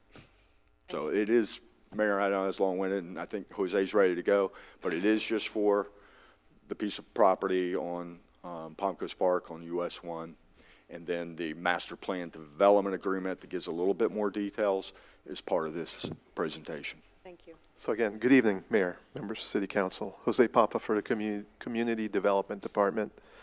As stated, the Palm Coast Park DRI MPD is approximately 4,700 acres. It is an approved DRI from 2004. The current future land use map designation, as shown on the left, is DRI mixed use. Its zoning designation is master plan development. Where's the problem, Matt? Okay. No, I know, but who's? Yes, thank you. To summarize what this proposed amendment, the request to the DRI development order, essentially it's a request to allow residential uses in previously business institutional areas. Those are identified in the magenta color on the map. It clarifies the process for addition of lands to DRI. Essentially, we'll follow the process that is established in the Land Development Code for an amendment to a master plan development. It adds a number of different conditions, including the dedication of right-of-way for PV grade on track 17. PV grade is the road on which our wastewater treatment plant and water treatment plant west of US 1 sits on. We currently have an easement, but this amendment will provide us with dedicated right-of-way. It adds a condition to dedicate a wastewater easement on tract A. Currently, we have a major wastewater line that runs through that tract, and as part of this amendment, that condition, an easement specifically for that utility line will be provided as part of this amendment. It revises the condition for fire station site. The previous condition was that the city was to receive 2 3-acre sites, but in conversation with the fire department and consistent with their operations, one 6-acre site, combining those 2 3-acre sites, would serve the needs in this area. Finally, it revises the process for conversion of entitlements. That is, where, as Mr. Tyner stated, we're going to require public facilities analysis for any conversion. And finally, to memorialize the status of those DRI conditions that were approved under the original approval. The standard for the level of review for a DRI amendment, development order amendment, is its consistency with a comprehensive plan. We find the proposed amendments to be consistent with a comprehensive plan, providing for the residential uses in proximity to business institutional areas, create those opportunities that are consistent with a mixed-use designation where you want to engage residents to work, shop, and attend school and recreational activities in reasonably close proximity to those non-residential uses. It's consistent with policies that to promote alternative means of travel for everyday utilitarian trips. Again, locating residential in proximity with non-residential will promote the potential use of bicycles or walking in order to facilitate those alternative trips. Jose, 1 second, I'm sorry. We're going to continue to have problems tonight. We don't know it's a technical wiring problem, we are assuming. Tyler keeps restoring it when it goes out, but we don't know how to stop it from intermittently disconnecting. So I apologize, but there will be interruptions with the visual tonight, and we'll keep restoring it as best we can. And consistent with that last policy, again, to foster also the cost of providing and maintaining public facilities. The DRI itself is served by utilities. It's on the main arterial. Utilities are available to serve the development. And finally, just to be redundant in terms of public facilities infrastructure, the proposed amendments to the DRI development order does not, again, impacts areas which are already served by infrastructure. So based on those findings, we find this amendment to be consistent with a comprehensive plan.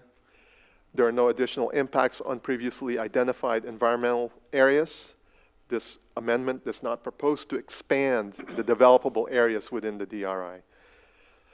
There is a positive impact on the economy in terms of providing for a greater mix of housing opportunities, and with the additional residential units to attract more non-residential uses, services, retail, to serve those residents.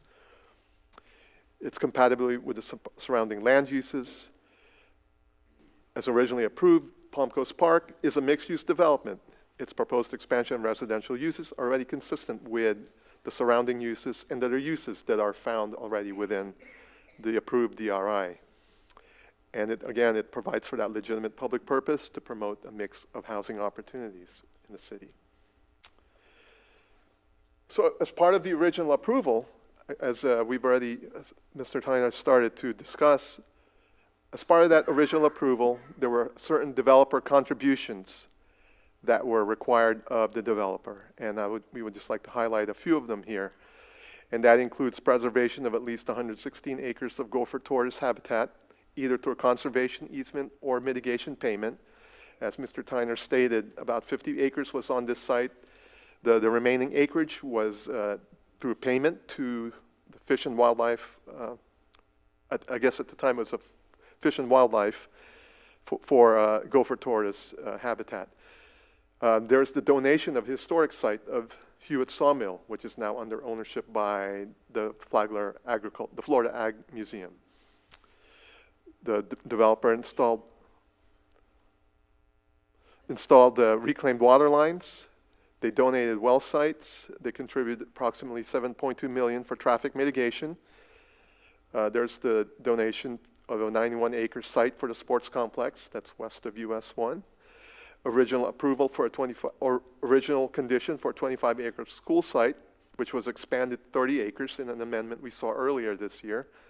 The 30-acre site on which our wastewater treatment plant 2 and water treatment plant 3 sits was a donation from this developer. In addition to that, there is an easement along US 1 that provides for the multi-use path system that's frequented by residents. As part of this amendment, we still have some other commitments pending. As recited earlier, there's that 6-acre fire station site somewhere along US 1 the right-of-way for PV grade, and the easement for a wastewater line or utility along Tract A. This was presented to the Planning and Land Development Regulation Board, and at their public hearing, they recommended approval to City Council of the amendment. The companion amendment to that DRI development order is an amendment to the development agreement for the MPD. The summary of that proposed amendment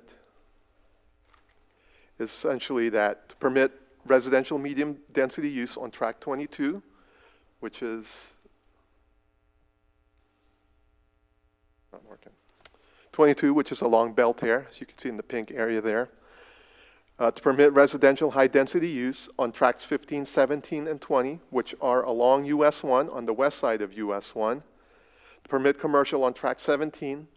Tract 17 currently permits office and industrial uses. This would also allow, this amendment would expand those uses to include retail and other commercial uses. And finally, the final amendment is to limit the industrial uses to just tracts that front along US 1. As required by the Land Development Code, we review this proposed amendment for consistency with a comprehensive plan. Again, consistent with policies to promote opportunities to provide housing opportunities near services. Proposed uses are along areas served by infrastructure. Its consistency with the surrounding land uses. The tracts along US 1, south of Matanzas Woods, already permit a mix of uses, including residential. The commercial use on Tract 17 is consistent, as previously stated. Tract 17 already permits office and industrial uses. Tract 22, which is along Belterre Parkway, is across the street from a mix of institutional uses, church, fire station, future fire park site, and single-family residential. The proposed residential medium use along Tract 22 provides for density and height limitations that serve as an appropriate transition from the single-family residential and institutional uses. And again, and finally, the industrial uses to be limited to US 1 parcels is appropriate since US 1 is a major arterial. So based on those, the findings are that the amendment furthers the vision within the MPD to create a mixed-use community with a variety of housing types, along with a mix of non-residential uses. And that the amendment will not result in additional impacts on environmental or natural resources, since again, this amendment does not propose to increase the developable area of the project. The wetland and environmental study, as stated by Mr. Tyner, was conducted and approved by environmental agencies as part of that original DRI approval. We find the amendment to be consistent with the Land Development Code criteria for not being in conflict with public interest. It is consistent with the comp plan and the LDC. There's no additional significant liability or hardship for the city. The development will not create an unreasonable hazard or nuisance or constitute a threat to the general health, safety, and welfare of the city's inhabitants. And this project must still go through additional approvals and must still comply with other local, state, or federal regulations. Also heard at the Planning and Land Development Regulation Board at a December public hearing, they recommended that City Council approve the amendment to the Palm Coast Park MPD development agreement. Consistent with our Land Development Code, there was a neighborhood informational meeting. That letter was mailed on November 7th, 2019, with that neighborhood meeting held on November 20, 2019 at Matanzas High School. There were 9 attendees. Some of the next steps for the Palm Coast Park amendments. Second reading of the MPD amendment in 2 weeks, January 2020. And again, those future applications as development comes more specific. There's the site plan and technical review or a plat approval. And on top of that, there would be the building permits that would be required for any vertical development. At this time, we have the applicant and the representative here with the presentation. I would first ask if there's any council questions or comments before we turn it over to the applicant. At this point. Okay, thank you.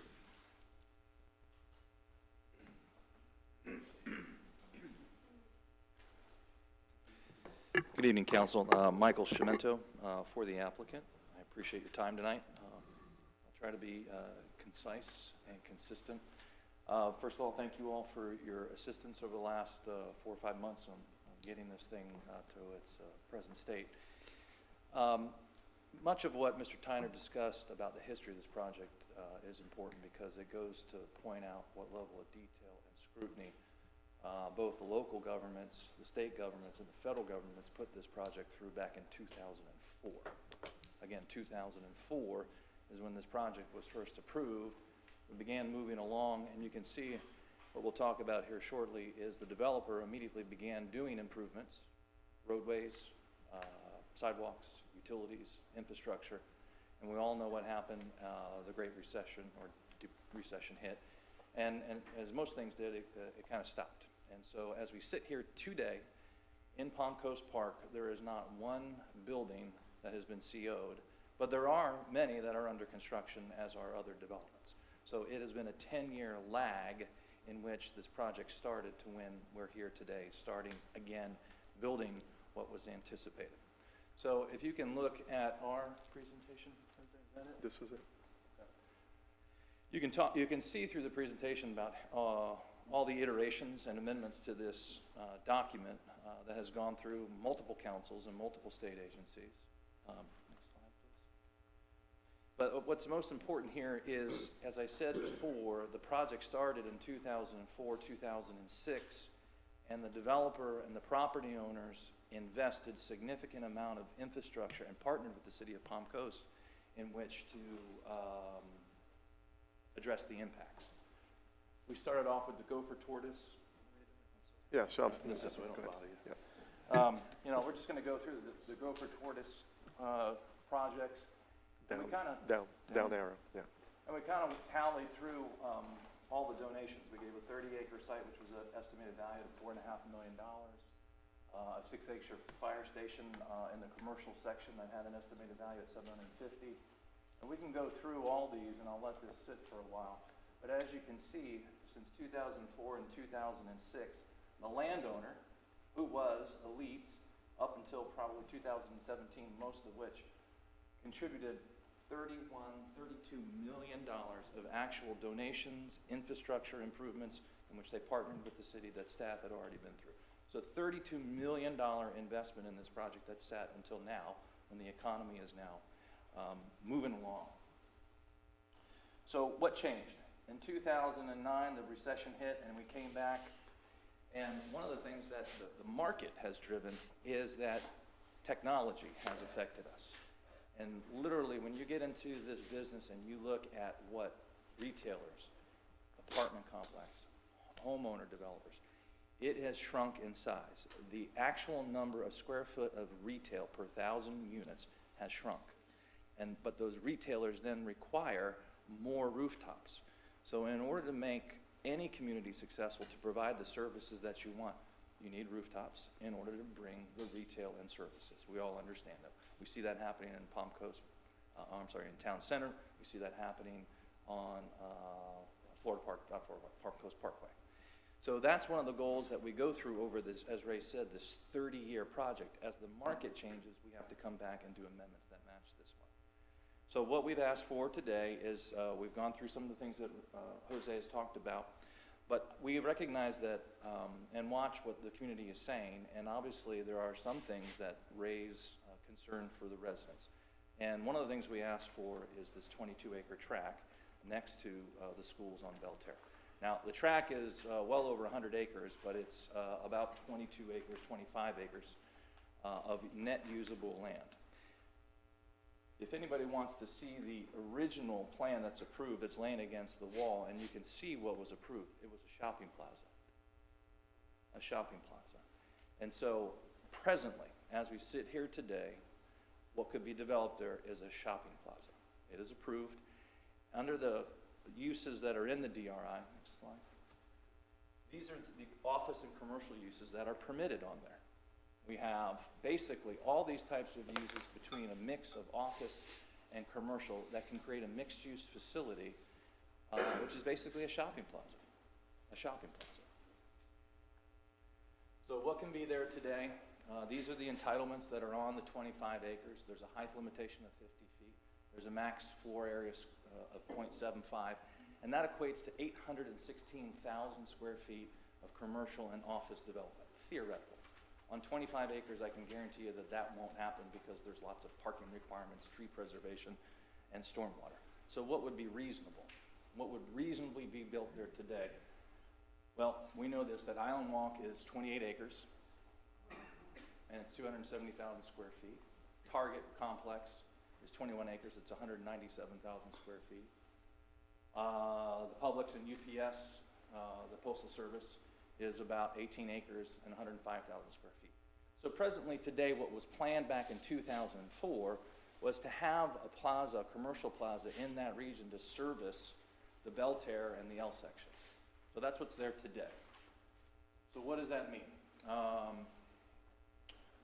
When we look at impacts to the community, we all know that traffic is probably the #1 concern. Traffic, what's it gonna do to our roads? Well, as we went back to 2004, you recognize that the developer paid out-of-pocket $7 million in cash to assist in the development of the Matanzas interchange and some of the other improvements. The developer contributed to the construction of the sidewalks along Matanzas. The developer constructed 8 miles of a linear park, 8 miles of linear park, which sat there for the use of the community without having any residents in this development. And so, as it sits here today, if we were to assume that 250,000 square feet of retail would be put on that parcel, which is reasonable as we see in the other ones, it would generate about 1,155 PM peak trips. That means during the most busiest hour of the day, there would be about 1,000 trips going in and out, 1,000 cars going in and out. If it were an office, just a pure office complex, it's roughly 410,000. So what this proposal is asking is because the market has changed and we see less need for the size of commercial. The size of commercial. We're not building 1 million square feet of Targets anymore. We're building 500,000 square feet Targets, or even less. What we're asking to do, because we have someone that feels that this is appropriate, is to allow us to add a residential use. A residential use. And on that, the most you could build on there would be 250 residential units. And that would have 238 PM peak. So you can see the request just on track 22 to allow our present contract purchaser is doing due diligence, and I think I've submitted plans to the city of Palm Coast, is to reduce traffic on that parcel by, probably 5-fold. So this is an improvement to the area from what I believe the residents are concerned about, traffic. So that's what we're asking this to do. So I'll leave this with you all, that last slide. Again, reminding the community and reminding City Council, which I know you all know because you've been doing this for a long time, that the project has been developed. The infrastructure has been put in. The studies, the analysis have gone on for 9 years or more. Now what we're seeing is that there's actual vertical construction, things coming out of the ground. And it's a very interesting phenomenon that after 10 years, now we're seeing homes being built, and we'll see other services in that area, which I know are issues for the L section and that whole area. But again, this project was approved in 2004, and so now it's just coming to fruition.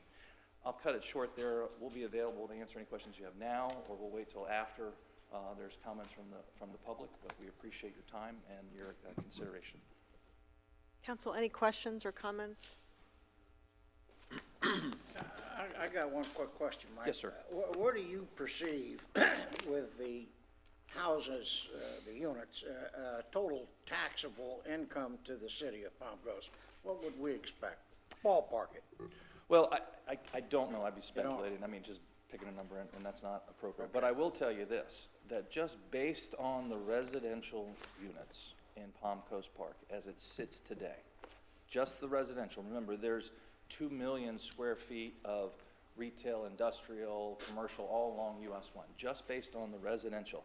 It's $73 million in impact fees that would be paid over time. $73 million. That's in addition to the $31 million that we paid and the $7 million to build the interchange.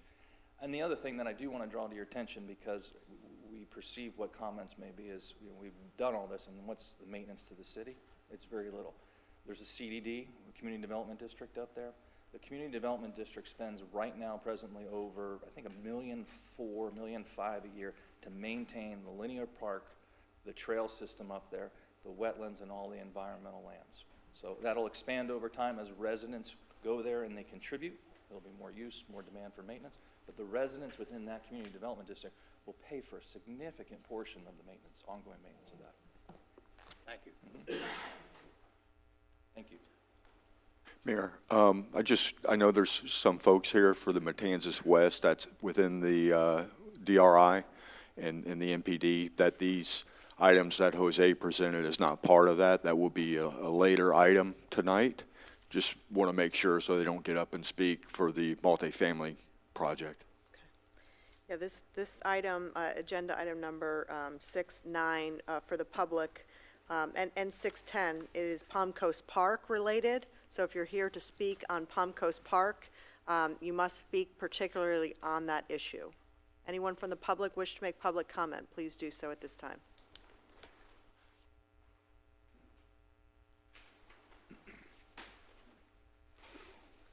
Good evening again, Mr. Neil Doc, our section.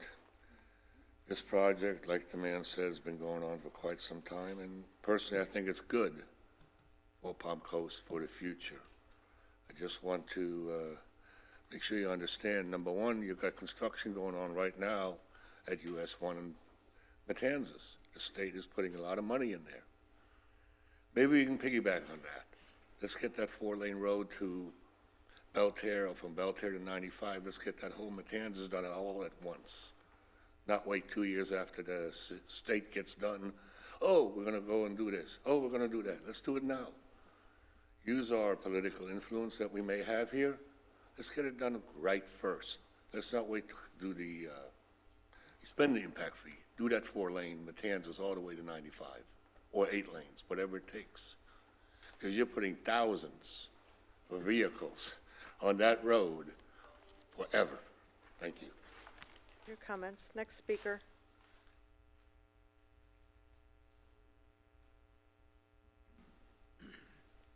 My name is Silvia Puglisi.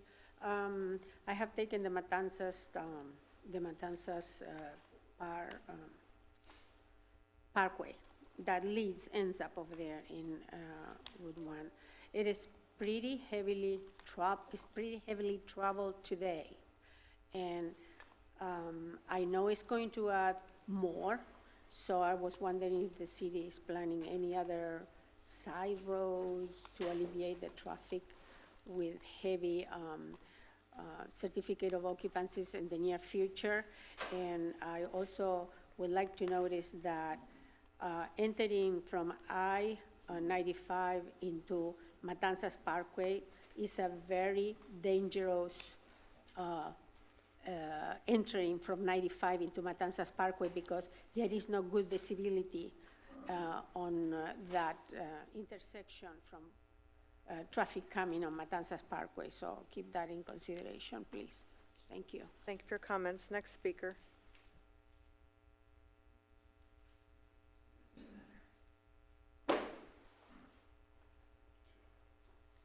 Good evening. My name is Ed Sharkovich. I'm the current president of the Flagler County Historical Society, a founder of the newly formed Flagler County History Roundtable, which is a collaboration of all the history groups and museums and facilities in Flagler County. I'm glad that the gentleman brought up the sensitivity of Hewlett's Branch. Traditionally, Hewlett's Branch for thousands of years has drained swampland flowing north into Pellisier Creek. I'm also the property manager for Hewitt's Revolutionary War Sawmill and the Gopher Tortoise Preserve. And I just want to draw to your attention that early in 2019, as construction was started there at Matanzas Woods Parkway in US 1, we had definitive water quality changes in Hewlett's Branch for a period of 3 weeks, where water went from typical tannin-stained dark to milk in the coffee appearance. I brought it to the attention of your stormwater management division, and they discovered that the contractors on site were not using silt barriers and were indeed using a sump pump to put raw water directly into the tributary that feeds into Hewlett's Branch. They remedied the situation, things were taken care of. We haven't noticed any water quality changes since, but his concern was that should Hewlett's Branch be silted up by such practices, that it would affect stormwater drainage of the entire L section. So right now, I just want to let you know that this is what we're doing with that west side property. We appreciate the land that was donated because we certainly are going to be using it as an educational platform for students and their families. But just to be mindful of construction in these areas and its impact on Hewlett's Branch. Thank you. Thank you for your comments. Next speaker.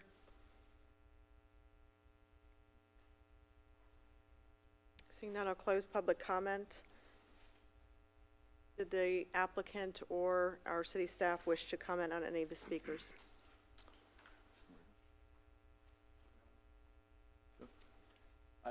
Again, if you have questions here, I'm not aware of what happened regarding Hewlett Branch, but obviously it's protected under the DRI, both from the federal and state levels. And development within there, whether it's us or subsequent developers, will abide by those rules, and if others don't, then they'll have to deal with the city.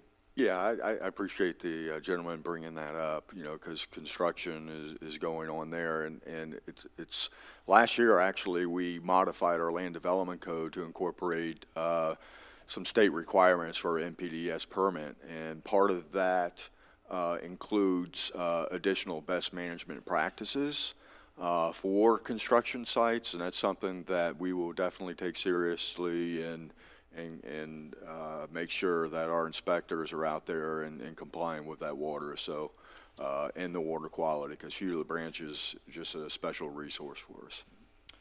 And lastly, as I might have gone too quick, but for the public, if they wanted to see a large blow-up of the plan that was approved, particularly as it relates to the next issue, they could probably see the plan that was approved in 2004 in a very large scale if they wanted to meander around it. Okay? Thank you. Thank you, ma'am.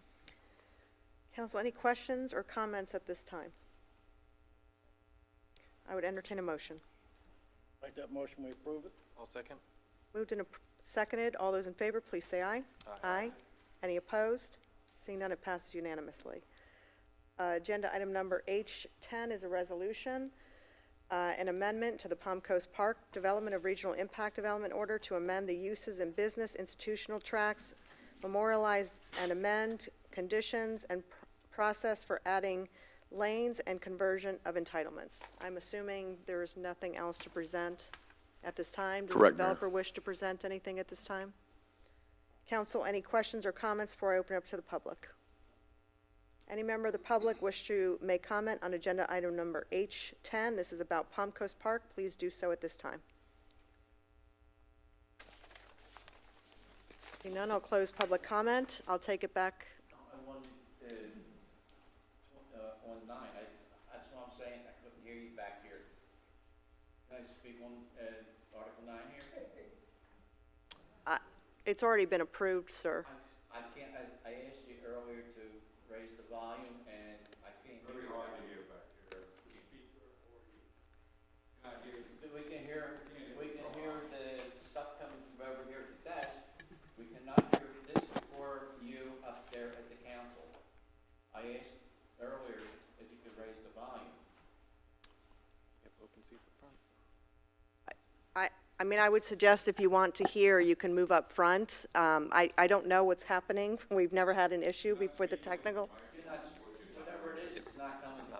The council or anybody, even the public, not speaking in the microphone. Mayor, we're on council agenda item number H10. This is the companion to the ordinance which just passed on first reading. This is the amendment to the Palm Coast Park Development Regional Impact, which has to do with the presentation that all of you just heard. This is not the master site plan for Matanzas West multifamily. This is not the site plan for the Matanzas West multifamily. Again, sir, I'm not sure which item you wish to speak. About item 9. Okay, that matter has already been heard and that matter has been voted on, sir. I said I could not hear you back here. None of us could hear you back here. I asked to have volume raised. I understand, sir. Can I speak on that now? It's already been approved, Been sir. approved, that matter is complete, sir. You got my hands cuffed. Sir, the gentleman behind you heard this item. He came and asked a question about it. There's another person back here that didn't hear you. I'm sorry, but, you know, I did ask. And we, This has been a public hearing, it really is up to the discretion, but at this point, this is a quasi-judicial matter, and it's been voted on, and it's complete. But it is a public hearing, but you're not letting us talk, because we can't hear you. There is still, Very well, and you're not. Mayor, the item, All right, well, we can't hear you or the mayor talking because the volume is down. I think the gentleman has made his point, Mayor. Yes, thank you. We do have the resolution, which is the companion item to item number 9. Mr. Reichman, I just want to point out, there will be 2 readings on this, so I will get with the gentleman after the meeting, if you wait, to see what his questions are, and then we'll let him know when it comes back for a second reading so he can participate and do public comments. Thank you. Thank you. We also want to hear it too. We want to hear it. Enough, sir. Enough. Thank you. Move to agenda item number 10. I'll entertain a motion. I'll make the motion to accept it. I will second. Moved and seconded. All those in favor, please say aye. Aye. Any opposed? Seeing none, it passes unanimously. The hell was that? You heard that? Put the volume up. Agenda item number 11 is a resolution approving the master site plan for Matanzas West multifamily application 4128. Council, this also is a quasi-judicial matter, so if there have been any ex-parte communications on this one, those should be disclosed at this time. Okay. Any counsel? I don't have anything to disclose, no. Thank you, Mayor. Thank Appreciate you. it. Thank you, Mayor and City Council. This is a master plan, Tier 3 site plan for Matanzas West. This is within the Development of Regional Impact and within the Palm Coast Park Master Plan Development.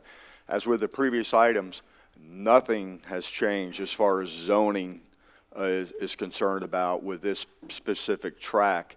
The allowable use for multifamily was approved in 2004.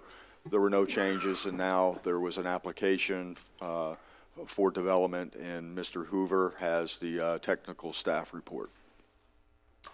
Good evening, Council and members of the public. Bill Hoover, I'm a senior planner with the Planning Division. The Matanzas West Mixed Use Project is located about 1 mile west of I-95 at the southwest corner of Matanzas Woods Parkway and Belterre Parkway. And the entire mixed-use project is about 188.5 acres, and it's actually part of the Palm Coast Park DRI MPD, and it's labeled Tract 11A on that master plan. As previously heard, those entitlements were approved back in 2004, and the applicant has proposed a multifamily project for 285 units. This is the future land use map. If you look in the very northeast corner of the project, you'll see some bright red there. That's about a 4-acre commercial piece that's excluded from the master site plan tonight. And the balance of the project, which is it's actually the hatched area and the light green area. That is, okay, there we go. The purple hatched area and the light green area. So the light green area on the future land use map is conservation, and the hatched area is DRI mixed use. And just to point out, some of the DRI hatched area is also wetlands, but when you see the conservation area, the light green, that's maybe a little bit higher quality wetland, and there's no doubt. Where in the hatched area, some of that, as they do more environmental studies, they found that some of that is wetlands.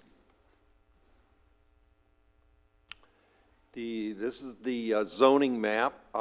You can see that the blue hatched area is the master plan development for Palm Coast Park, and it goes to the west.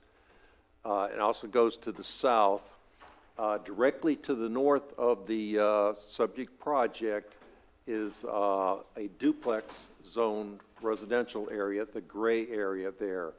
As you go to the east, there's a orange parcel on the south side of Matanzas Woods. That's neighborhood commercial. There's a Dollar General that's under construction on the east side of that.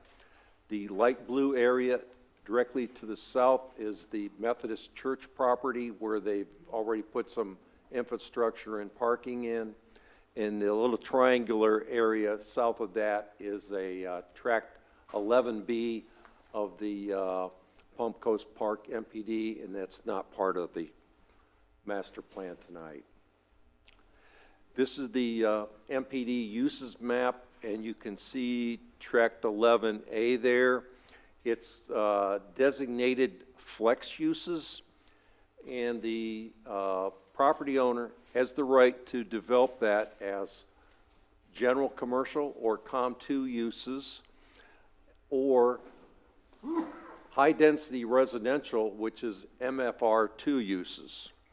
And under the MPD, the high-density residential uses can be developed at a density of 20 units per acre. And in this case, they're proposing a density like 13 times less of 1.54 units per acre. This is the applicant's aerial that they submitted to us that we used to take it to the Planning Commission. You can see it, in this case now, because the way the site plan is laying out, north arrow is pointing to your left. So the commercial area that's excluded is up there in the red. And you can see Matanzas Woods Parkway runs along the left side of the screen. So they've got a north area up there, and you can see that in yellow. There's 6 buildings there, and then as you go over a half mile to the south, there's a south area. And overall, the multifamily area has 185 acres, and about 156 of those are wetland areas that are being preserved. And so they're only developing 29 acres, and that's what they're doing. It's a great example of clustering to save the environment, trees, wetlands, and things like that. This is the north area. There's 6 buildings. Those are 3 stories high. There's a total of 141 units, and those include 1, 2, and 3 bedroom units. There's also a clubhouse for the north area, and there's other amenities, pool, etc. This is the south area. It is actually located about 500 feet west of Belterre Parkway. And because there's wetlands between Belterre Parkway and this project, the engineer and the applicant are going to the expense of, rather than putting it right next to Belterre Parkway and saving money by putting shorter utilities and roadways and stuff like that, they pushed it back to the upland areas. And you can see the driveway going back, and there's I guess you would call that a roundabout, and then just past that, there's 6 buildings. There's also a management office there, clubhouse, and amenities again. The smaller road that goes from about, I guess you'd say in a 10 o'clock direction, that is the fire emergency access, and it's also a access that they can use for pedestrians and like running golf carts if they so choose to access the north area. So that way the residents don't even have to get out on the hike and bike trail that runs along the west side of Belterre Parkway. The MPD has specific development requirements for this project. For instance, the minimum development size is 3 acres. They obviously meet that since they're about 185 acres. More important ones are height. The height limit is 50 feet, which would probably allow about a 4-story building. In this case, they've got a pitched roof, and the height is 45 feet, 8 inches. Maximum density, again, is 20 units an acre, and they're coming in about 1.5. The parking required for the project is 464 total spaces, and they're providing about 10% over that as a cushion for a total of 517 spaces. This is the proposed building elevation, and you can see the buildings are 3-story, and aesthetically, that's, you know, each person has probably a different opinion of those. This is more of an oblique aerial shot showing the 6 buildings, the clubhouse, the pool area, and some of the pedestrian walkways and interconnections between the buildings. Staff is required to review each project for 5 review criteria from section 2.0505 of the Land Development Code. And in this case, we analyzed this master site plan for these 5 items, which include must not be in conflict with the public interest. It must be consistent with both the comprehensive plan and the Land Development Code. It must not impose a hardship or significant liability on the city. It must not create an unreasonable hazard or nuisance, and it must comply with all applicable government standards. In our staff report, we've got detailed findings on these 5 review criteria. And in quick summary, we found that the project would not create a nuisance hazard or any compatibility issues, as it meets all development standards and is in compliance with the DRI mixed-use designation on the future land use map. The development already has needed infrastructure in place, including actually Belterre Parkway in front of the project. The $7.2 million they put in was used to 4-lane the project in front of the project some time back. And so the roadway's already there waiting for some of their residents to drive out onto the project on Belterre.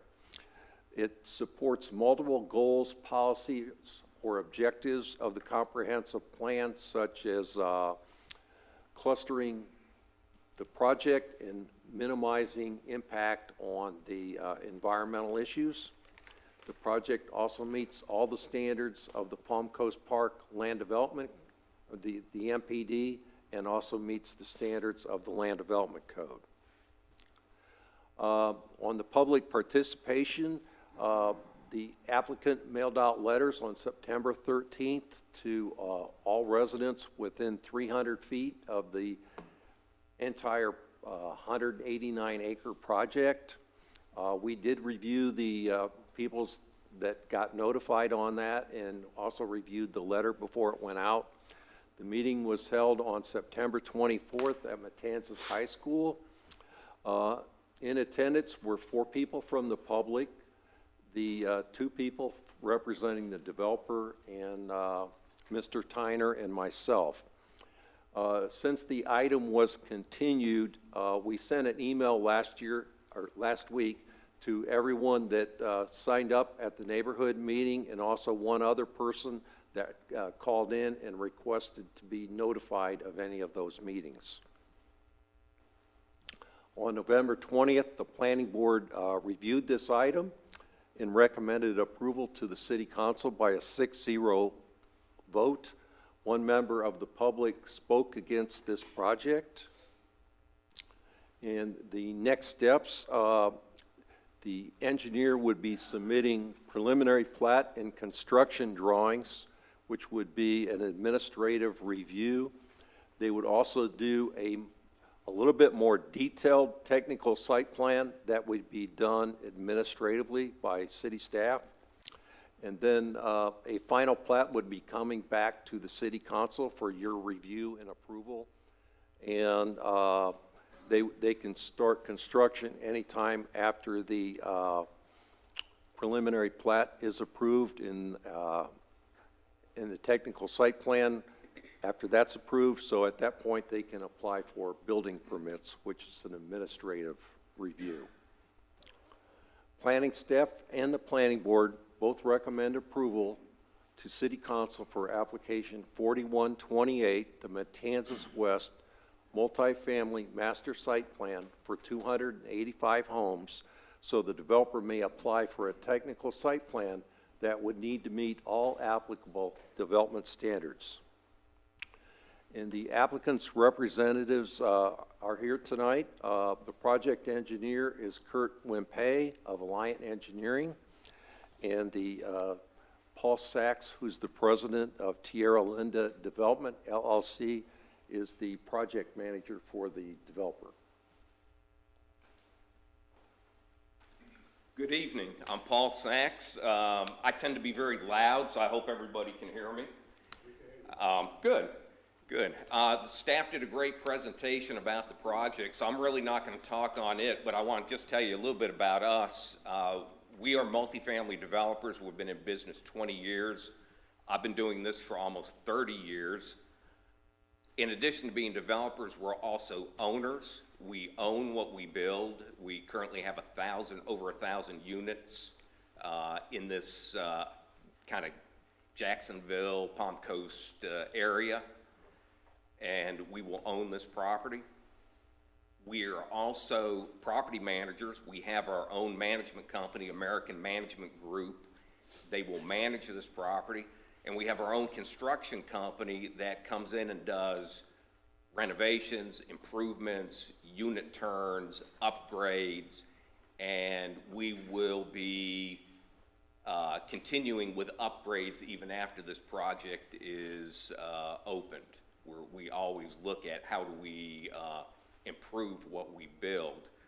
One thing I want to add that staff didn't mention, there was a rumor going around at one of the meetings that this was Section 8 housing, this was HUD low income.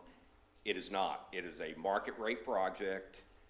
It is gated, and it's very similar to a project that we have in Jacksonville called Broxton Bay. In fact, the design is very similar, and it is a high rent project and definitely not low income. But I'm here, Kurt Wimpey is here, and we'll be glad to answer any questions after public comment. Thank you. Council, do you have any questions or comments before I open it up to the public? Yeah, I do. Chief Forte, do you perceive a need for a ladder truck to be positioned out there in that neck of the woods? I know you got a station on Belterre, but I'm thinking, you know, with all of the projects going off on US 1 and their project, especially the 3 stories, what would you think about that if we need to do that? Good evening, Mayor and Council. We're at a point where we're working on station location studies, staffing studies. We're about to present to Mr. Morton probably in the next 3 weeks, and we've been working with both Mr. Papa and Mr. Tyner about these such developments that are coming into the community. What we've learned from the information that we've gathered so far is Station 23 has the lowest call volume, and with the lowest call volume, they have room for taking on additional call volume. So the calls that are going to be coming in from the Palm Coast Park area and this development area will actually bring the level of call volume from Station 23 up to where the other stations are. The resources that we've got is a tower truck and a ladder truck coming in next year. We don't see a need to buy another tower truck or a ladder truck to fit the need for that. Station 24 has got the tower, which is less than 6 minutes from this location, backed up by ladder 25, which would be probably about 12 minutes away. So as far as that's concerned, we're looking at the other aspects of a station that's being built in Section 17 off of US 1, and that's going to be way down the road when they start getting more vertical, and the impact on the response time on Station 23 to that area is going to dictate when we need to set up the time to start the construction of a new station in there, but that's way down the road. Good. Well, I just wanted to make sure, we're thinking what our needs are gonna be as these things sprout up. Now, the other question, not for you, and I appreciate you coming up, to the developers, like you just said before, there was a lot of rumors about low-cost housing, and, we have a major issue when we talk about affordable housing. It connotates the negative instead of what it really is supposed to be. And I am very familiar with your unit up in Jacksonville. Okay, good. Okay? Now, the issue that I have is I get some of my constituents that live out in the L area, and they're all concerned about what's happening to their property value. And I'm sure that some of this is the speculation on the kind of housing that you get. People start getting goosey on that, and they're thinking, oh, no, we're not, we don't want this in our neighborhood. So it's important that we stay on top of this. And I just don't want to see people out in the L section have housing values drop because of miscommunication. Agree. Okay, thank you. Is that all? Yeah, Madam Mayor, I do. For staff, Bill, except for the corner piece, which I understand is commercial or will most likely be developed for some type of commercial use. This is it for parcel 11A. These Yes, two sir. site plans we're looking at today will max out the entitlements for 11A. The question is whether the site plans that are being approved tonight, or the preliminary plan, is that the maximum, and is that the total entitlements for 11A, except for the commercial corner? That is the maximum entitlements that they received from Yeah. the parent parcel. We don't anticipate any other development because of the conservation area. That's Okay. correct. And with respect to the conservation areas and the wetlands that I know are in that area, we have nothing submitted for tracks 12 or 14 at this point for the Palm Coast Park DRI, is that correct? Right. Yeah, that's Okay, correct, sir. but in theory, the entitlements for those tracks would be similar to the entitlements for tracks 11A. They're both flex uses, which permits either commercial or residential multifamily. Correct. Okay. Do we know roughly what the wetland versus developable acreage is for those two parcels? I don't offhand, Mr. Yeah. Cuff. I'm just, with these tracks, I think we've got, how much developable acre for this item was only 1 acre? 29 out of 185. What I was asking is, do we know whether it's comparable to the developable area for 11A? Yeah, 11A, there's going to be a lot of wetlands too. When they first did the development of regional impact in the study in St. John's and the city of Palm Coast, there is an enormous amount of wetlands that were asked to be preserved as part of that DRI. So anticipation that, yes, in fact, there are large tracts of land with predominantly wetlands, especially on this side. It's the environmental conditions are very similar to this tract that go on to the south. And as you go towards that middle area is predominantly all wet. As you head west towards US 1, that's where you have that commercial corridor that has some of the uplands. So mainly that whole middle part is very consistent, Mr. Cuff, of being predominantly wetland. That's my only question. Thanks. Okay, I'll now open it up to the public. Any member of the public wish to make public comment on agenda item number 11, which has to do with Matanzas West, please do so at this time. My name is Celia Puglisi. My question is, of course, related to this. Mr. Forter knows very well how much is going to be needed to be able to serve by the fire department the upright multifamilies, the higher levels. And he mentioned that it's going to be needed a ladder truck in the future, another fire station, and I think it's very good about that, but now my question is this. How, because it's my understanding, it might be very limited to that.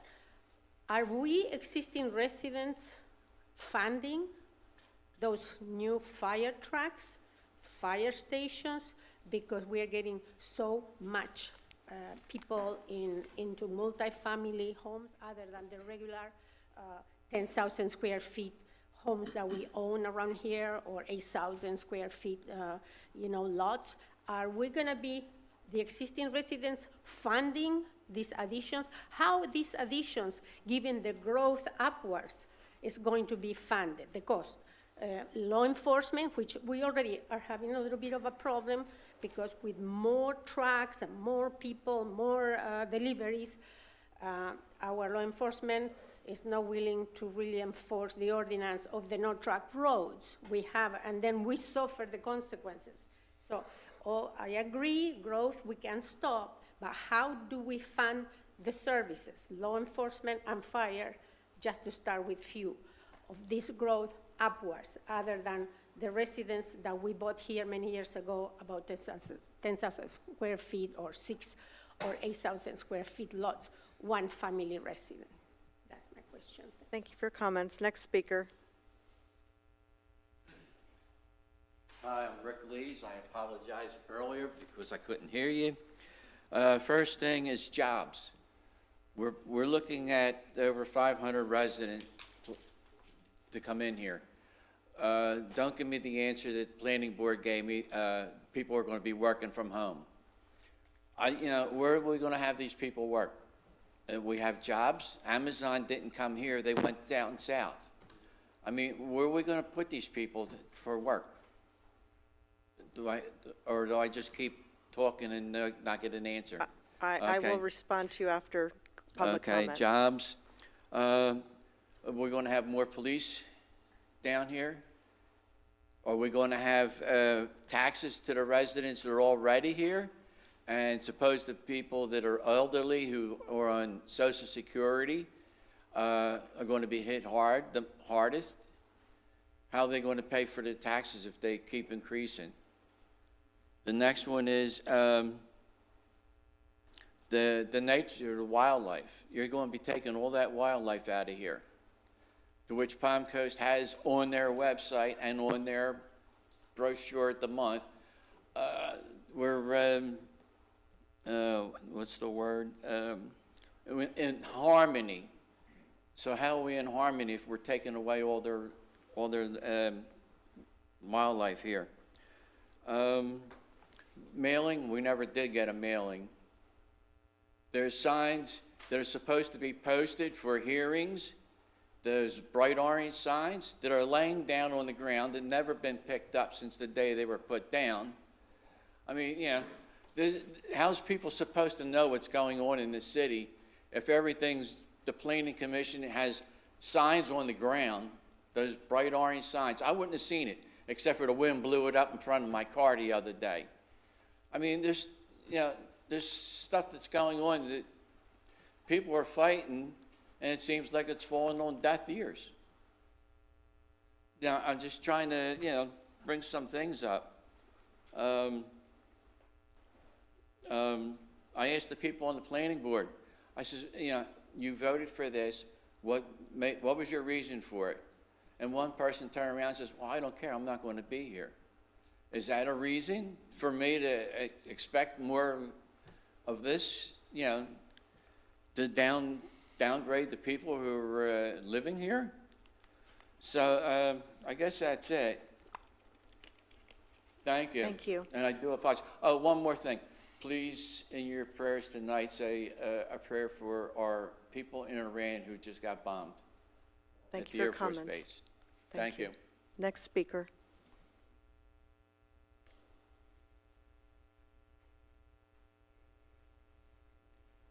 John Brady, Palm Coast.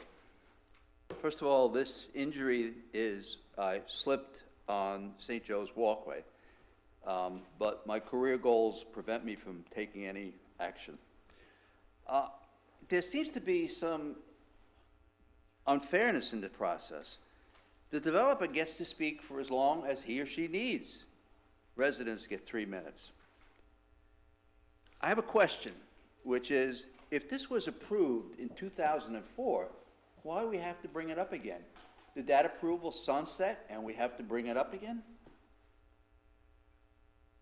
You know, when a developer buys the land, they know what it's zoned, they know what it's coded. So they're taking a chance when they buy it. That's called gambling, and sometimes in gambling, you lose. The last point I will make is that we need to have some recession protection. We better have a very high bond before somebody starts breaking ground, because we do not want to have half-built skeletons. Thank you. Your comments. Next speaker.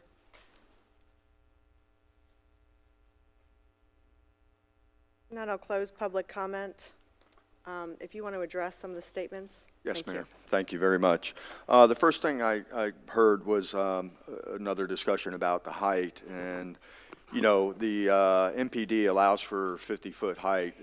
This project is going less than what they can do at 45 feet. I just want to remind some folks, too, that, you know, our single-family height limit is 35 feet. That's our regular single-family home. So this is really only excess of 10 feet from what a single-family lot can build as far as height goes. Also, too, is the nature and the wildlife. Again, this development of regional impact was reviewed by the St. Johns River Water Management District. It was reviewed by the Department of Environmental Protection. It was reviewed by the Northeast Regional Planning Council, the City of Palm Coast. All the conservation areas and that is their priority, is to protect the natural resources. So when this was approved, it was really considered to take care of those natural resources. Thus, for this specific project, as you can see, so over 75% of the property is being preserved while clustering those areas that is more permissible for development.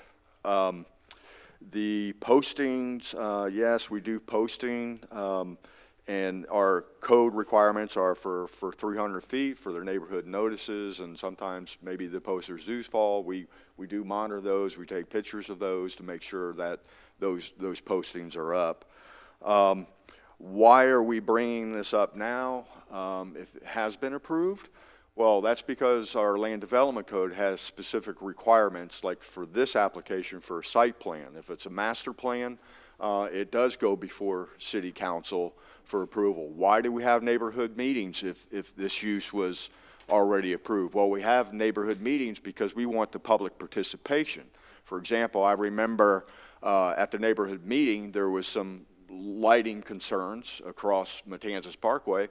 Well, the applicant and city staff will discuss some of those concerns, and maybe we can remediate that a little bit. They are going to be able to put shielding to make sure that lighting doesn't bleed out. So we still continue the public process to make sure that our citizens have the input as well as the applicant for a project.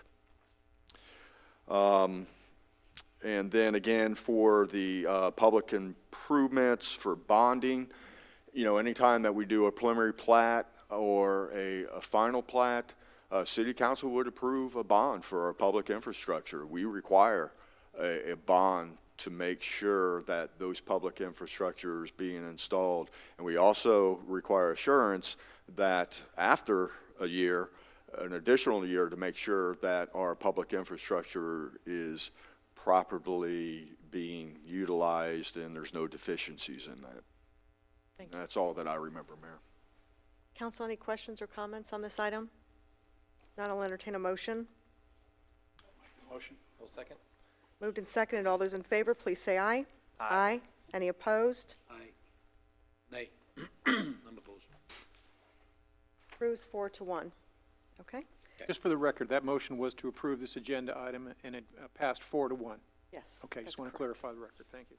Agenda item number 12 is a resolution approving amending the fiscal year 2019-2020 budget relating to general fund revenues and expenditures.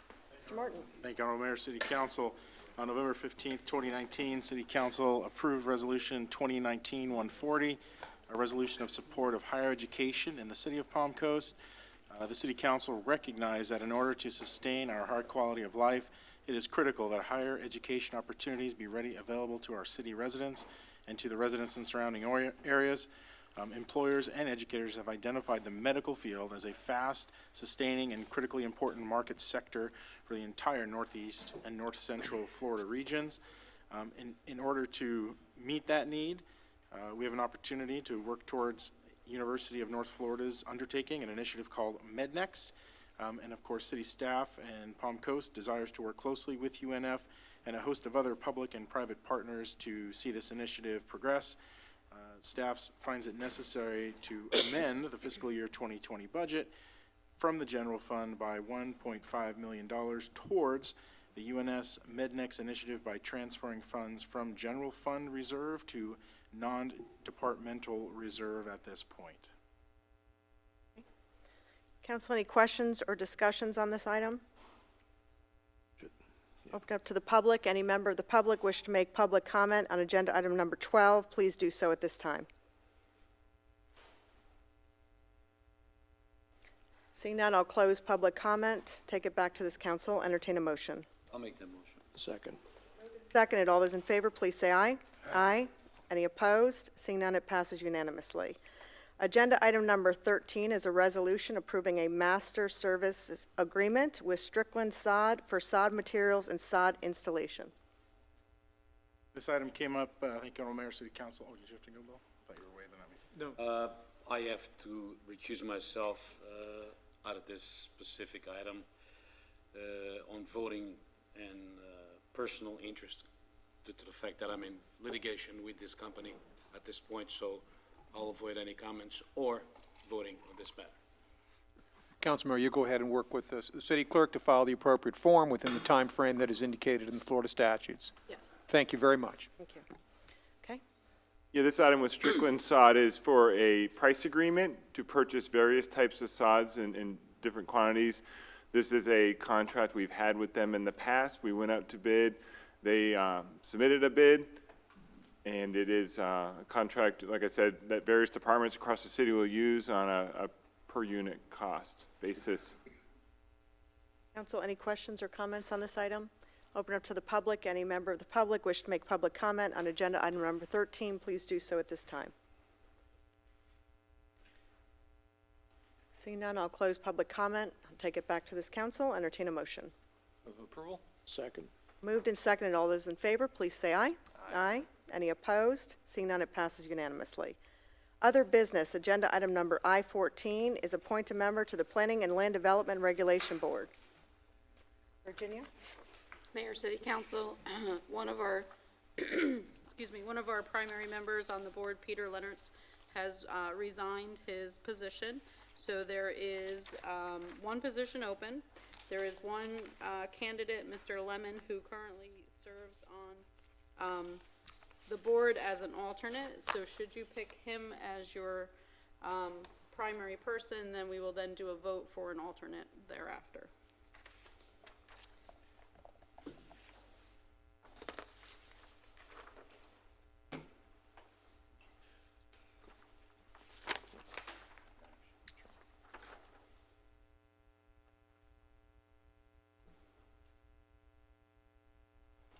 Bill Manborough, pen.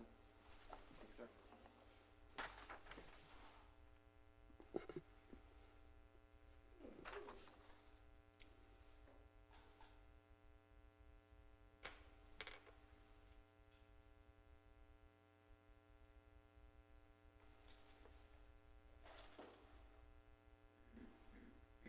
I think keep it for right now. Or? Absolutely.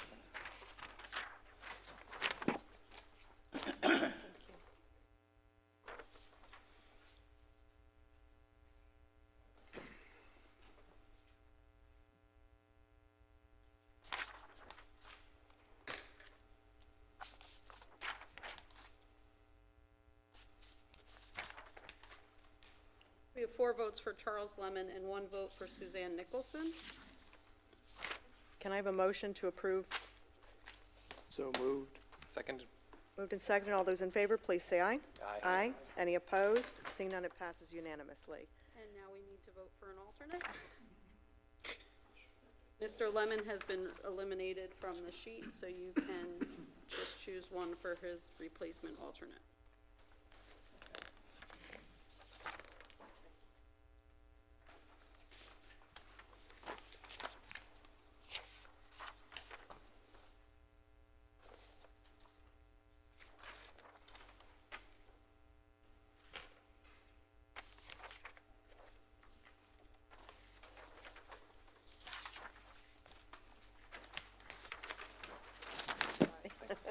Thank you.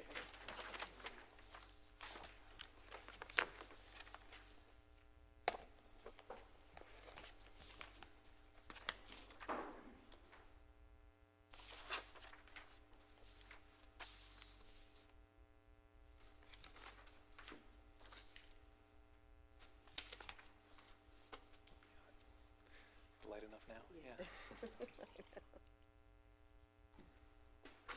We do not have a majority vote, so I will send the sheets back. Please make sure you have your own sheet, and vote in the next column over.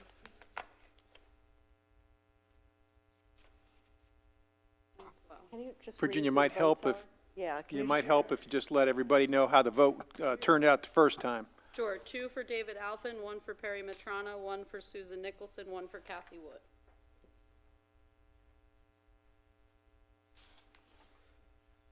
So outside of the box, please.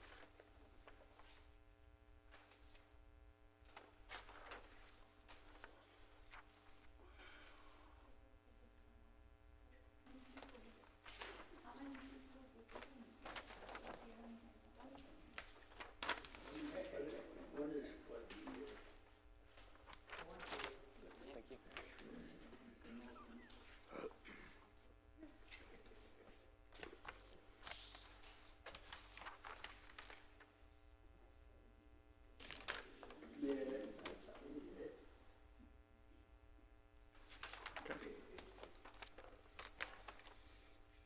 Strap.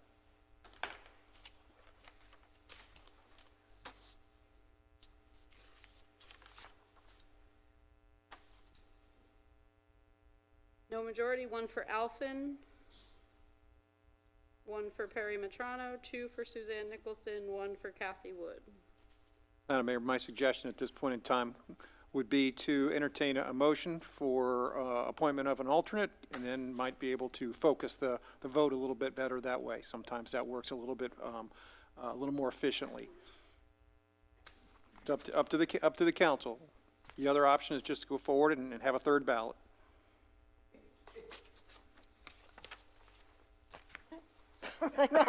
Instead of doing another ballot, someone Yeah. could just make a motion to appoint somebody.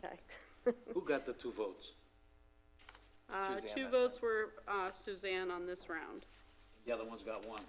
Yep. Does someone want to make There- a motion? The first round, David Alphen got 2 votes. The second round, Suzanne got 2 Someone votes. want to make a motion? The motion that we go with the lady that has the 2 Suzanne Wood. votes on this. Is there a for the second? alternate. All those in favor, please say aye. Aye. Aye. Any opposed? Seeing none, it passes unanimously. Thank you. Agenda item number I is the consent agenda. Agenda item number 15, 16, 17, 18, 19, 20, 21, 22, 23, 24, 25, and 26. If any member of the public wish to make public comment on any of those items, please do so at this time. Good evening, Mr. Nealbach, our section again. On item 15, maybe the council would like to look at reviewing this and seeing if we can expand it. Add palm trees, solar palm trees to this city on a regular basis.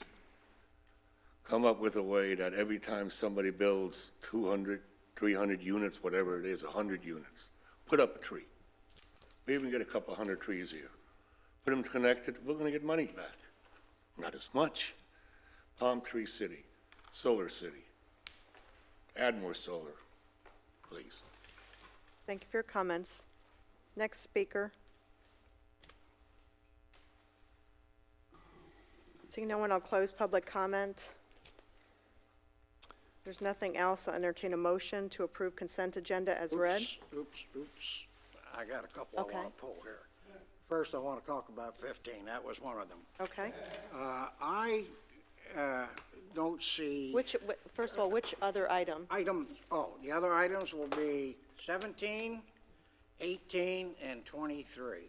Okay, so can I have a motion to approve the consent agenda minus 15, 17, 18, and 23? So moved. Seconded. Moved and seconded. All those in favor, please say aye. Aye. Any opposed? Seeing none, it passes unanimously. Go ahead. Okay. Now, we are a smart city, I get that. But I do not believe that we should provide a free service for people that happen to have a car that's an electric car or a hybrid. I think that that's wrong. We're spending $8,000 to get all of this stuff. I guess it's per year is what they're figuring the cost is. And nobody gives me money for gas. Now, I'm sorry, I just don't buy this. I think that's wrong. I think that there should be meters, and they should pay like everybody else. Because at the end of the 8 years, we don't know what that technology is going to be. They may find something that'll give a full charge for cheaper purchase in terms of the apparatus that we would use. I just don't see this. A lot of people I talk to, that's, and they're looking at me like, hey, why are you doing this for free? So you're speculating. But more importantly, there are no free lunches. So, I remember in 1973, October, I started work for the Martin County Sheriff's Department. And it was the policy that we deputies would carry 2.5 gallons of gas for stranded motorists. And that came out of the sheriff's budget. Well, that lasted about 3 months, and then the embargo by the Arabs hit in January 1974, and that policy went out the window.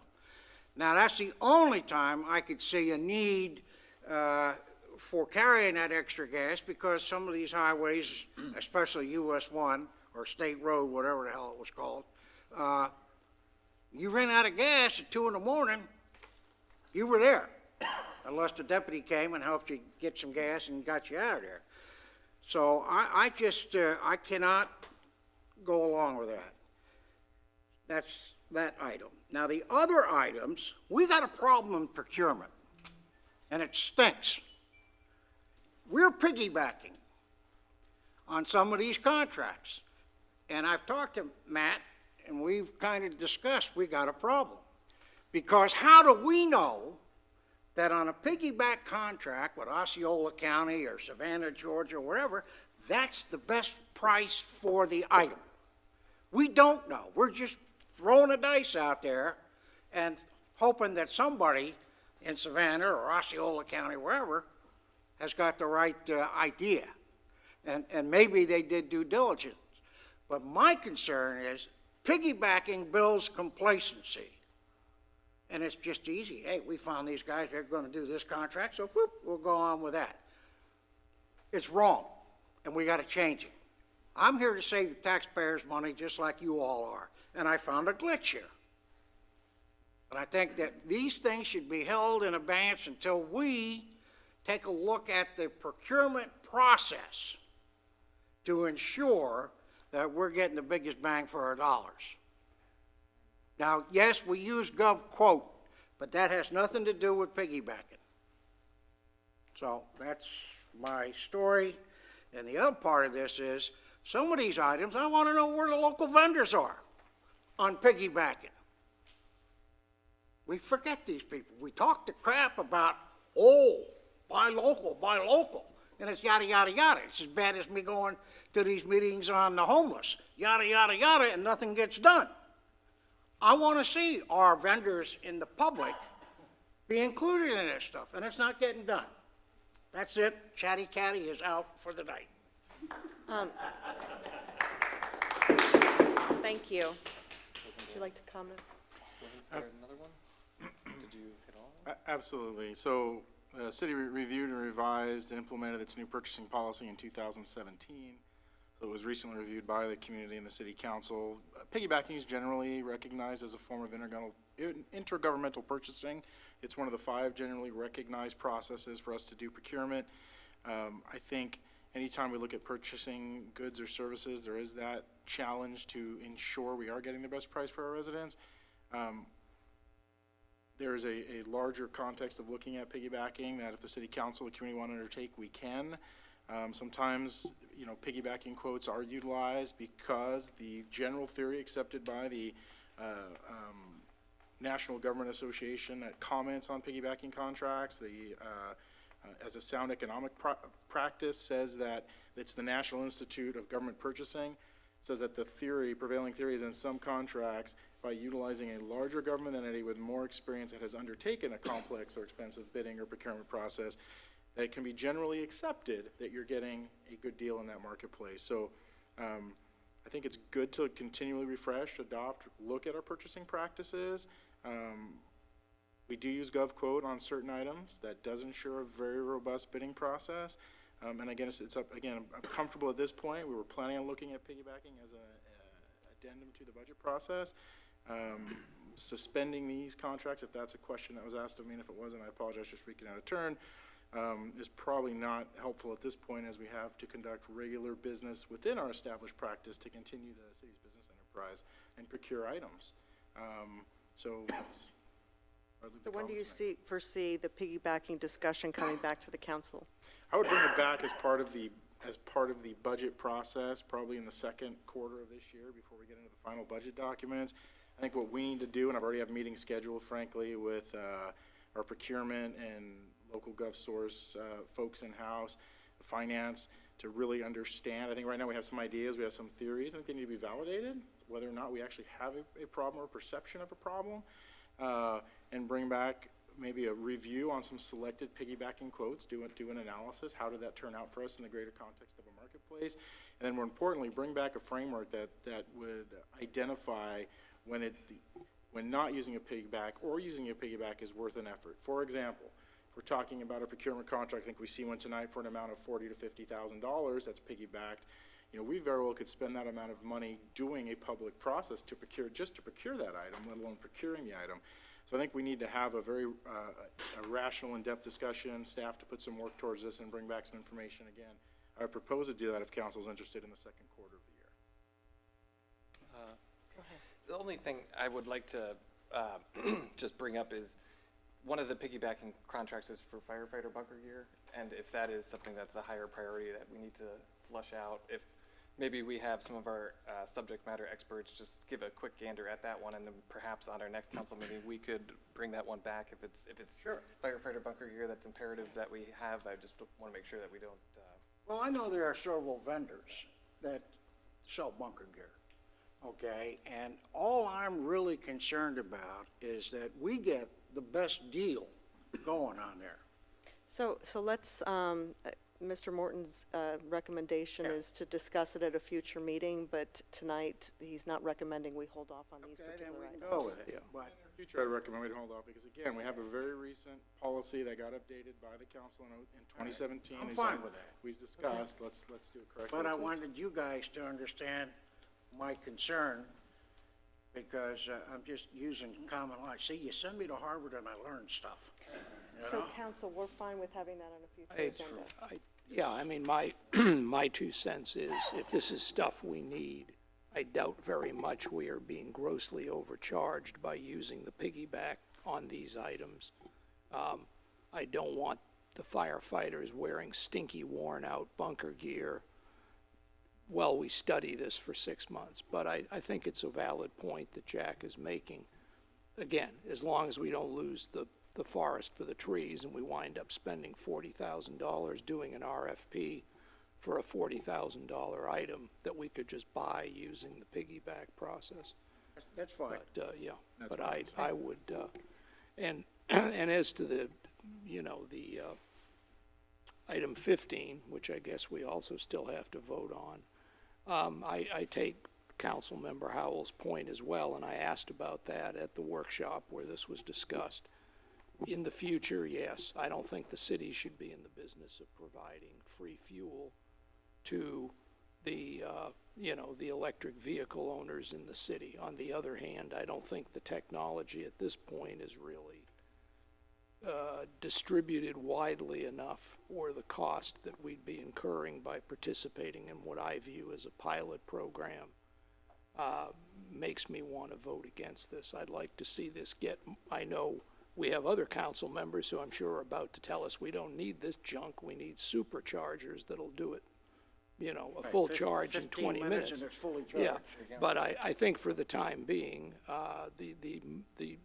what I look at is fairly nominal cost, and I'm sure somebody will call me on that, because, it's not nominal to an individual on a limited income, but to the city to expand the availability of this kind of technology, I think it is something that we ought to support, at least for now, and when things start expanding further, we need to be careful we're not overly subsidizing something just because we think it's cool. I do note there are private developers that are including charging stations as part of their infrastructure. So we're not the only game in town. And if they can charge for it, I can guarantee you they will, and we need to keep an eye on that. But I guess unless somebody else has comments, I would move approval of the the consent agenda items. Just one quick question regarding this. Yeah, I need a second, and then we sorry. can discuss. Yeah. Is there a second? No, that's okay. Is there a second on approval? Which items? It's all four items, then we can discuss. 15, 17, 18, 23. I just need a second, and then we can discuss it. I was hopeful I could make. Okay, it dies for lack of second. but Can I motion to table item 15? That's an acceptable move right now, right? My apprehension, along with some of the other council members, the reason that I'm apprehensive about number 15 is that upon further investigation of the contract, FPL doesn't guarantee that they're going to install these at the locations that they're trying to get into. And this is more of a strategic positioning game where they want to put these items in spots that are going to be valuable in the future.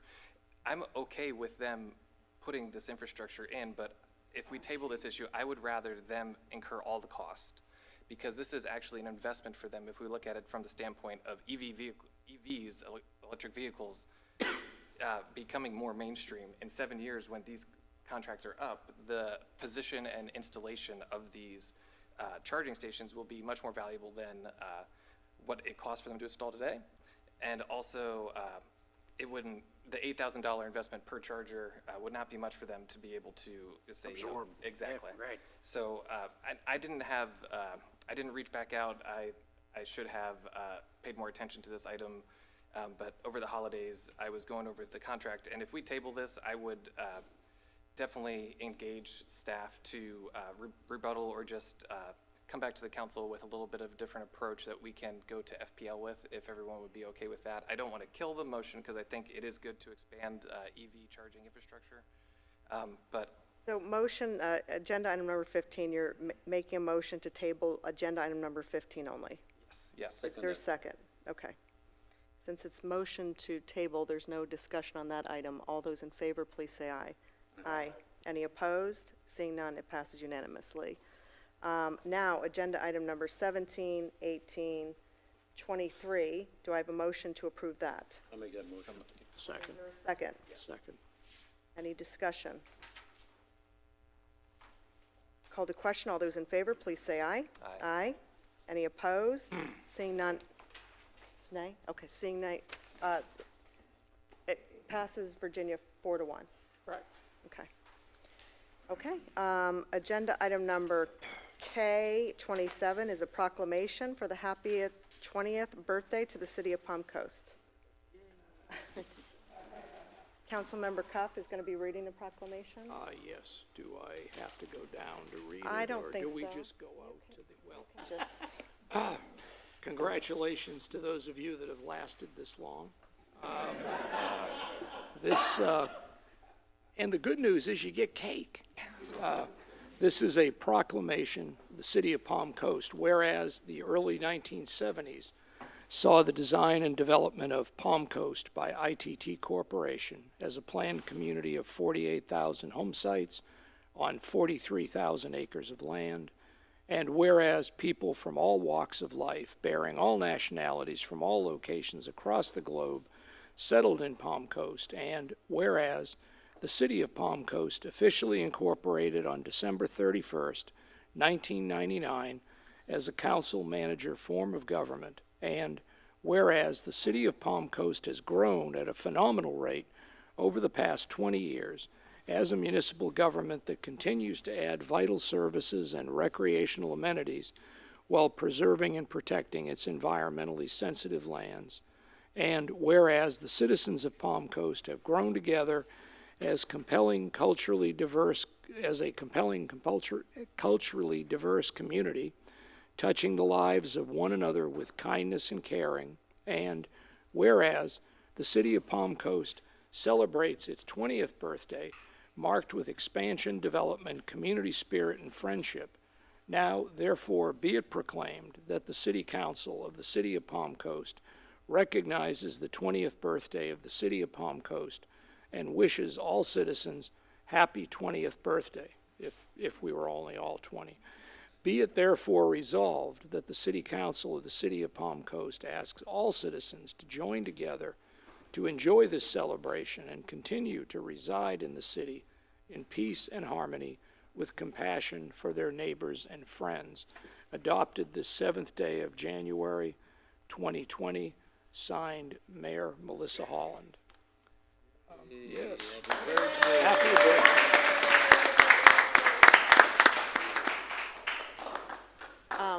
We're not going to stop the meeting, but there is cake available following that. And so over in the other room back there. Yeah, I exaggerated. You have to wait till the rest of it to get the cake. I thought we were adjourning for the That's cake, what I but thought. But that being said. Push ahead. I do Yeah. have to recognize the fact that Melissa's dad and Jim Canfield and some others had the vision and the leadership to make this area Palm Coast. And if it wasn't for them, we'd still be under the county. Yep, very true. Very good. Okay, thank you. We're going to move now to agenda item number L, which is public participation. Any member of the public that is not chosen to speak at the beginning of the meeting has an opportunity to speak at the end. Please state your name for the record. These are items that are not on the agenda, and your 3 minutes will begin. Lewis McCarthy. See it on the hat? Nice hat, Lewis. Established, yeah, 20 years. Look, Happy New Year to one and all, and a healthy one to one and all. And may the city have more than 20 more years. You all have a nice night. Thank you. I'll enjoy the cake. Next speaker. Okay. We'll close public comment. Thank you very much. Discussion by City Council of matters not on the agenda. Councilmember Cuff. One item to follow on the 20th birthday celebration. The Palm Coast Historical Society is going to be doing a presentation at 11 o'clock Saturday morning at the Palm Coast Community Center. And I understand there will be mayors and past mayors and history of all kinds for those that want to continue the celebration. So I'd urge anyone that hears about this to please avail themselves of that opportunity. They haven't promised cake, but I have seen that there are going to be refreshments, so we'll see how it goes. Thank you. Is that all? That's it. Councilmember Benquino. 20 years old, this city. One more year, the city could start drinking. Okay, I'm happy to be part of this milestone. 20 years, okay, especially in this position, which is very responsible. So I don't want to be here 40 years from now, but I want the people that gonna be another 20 years from now here, that they're gonna think the same way we're thinking over here, because we all thinking, good for the city, as far as I'm concerned. And, Happy New Year to all. Thank you very much. Vice Mayor Clufus? Happy New Year, and it's great to be back. Councilmember Hell? All right, chatty catty, here we go. I got a question. See, again, you send me to Harvard and I learned stuff, and it's frightening. But this has to the latest course that I'm taking on ethics in government. And of course, it just kind of parallels what I did for the 25 years in the Marine Corps. We got an invitation to go to the Chamber of Commerce's gala on the end of January. And that's great. And then I noticed, though, that the city will pay for our going there. And I'm opposed to that. You know, I don't think that we should spend $80 per whoever goes on taxpayers' money for a meal. Last year, I told Kendra, our secretary to Mr. Morton, that I was going to go, but I was paying my own way. And she couldn't believe it. I said, well, that's the way I am. Well, unfortunately, I didn't go because I got pneumonia. But I would just ask that if you're thinking of going, or you are going to go, consider, you know, what I've just said. Ethically, I think it's wrong. Now, if you were a speaker, then the chamber should pick up the gratuity. But I know if I was a member of the Department of Defense right now, and something like this came, no way, I'd have to pay. I'm just throwing it out there. Is that all? That's it, I'm done. Okay, thank you. I have 3 items. One, Mr. Reichman, I'm going to pose to you. We have a lot of dialer generals popping up in our city, and frankly, you know, I find it a little disconcerting that that's all that popping up. Is there a way for us to look at the possibility of addressing that as a community? I know other communities, Flagler Beach, you know, they have restrictions on, and regulations on what can and can't come in to their community as far as what type of commercial property. What is the ruling on that? What's the legality? Well, we certainly can look at it. I'm familiar with this. In fact, there have been several other jurisdictions, mostly out of state, Mayor, that have taken steps specifically to deal with discount stores. And the reason, the rationale for those other jurisdictions, one of which was Mesquite, Texas, another was in North Tulsa, Oklahoma, is that they've done studies and they've established that when you have these types of establishments move in, and they move in with certain densities, then it makes it very difficult for your average smaller mom and pop type of supermarket that sells food and groceries, fresh food and groceries, to be able to compete. And so what happens is that these establishments, and I'm just repeating the studies that have found this, create a kind of a desert, what you know, the expression you hear of a fresh food desert in these lower income communities. I will tell you that from a legal standpoint, it would be important for the city of Palm Coast, if the city of Palm Coast were to consider looking at this type of restriction on land development and land use, we would need to make sure that these restrictions were justified in the city of Palm Coast, because there would be the application of a part of our Constitution. It's called the Dormant Commerce Clause, and those are the type of challenges that are brought. Believe it or not, I know the Dormant Commerce Clause. Maybe Mr. Cuff remembers that from law school. I had to look it up, but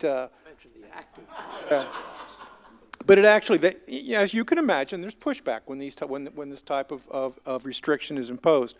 So it's certainly possible, but we would need to take the planning department would have to take a hard look at it. It wouldn't be that difficult to craft the legislation. We would just want to make sure that we could craft the type of restriction that would be supportable under the specifics of Palm Coast. Some cities like Mesquite, they created an overlay district because their main concern was in certain parts of the city they felt that there were becoming too many of these establishments.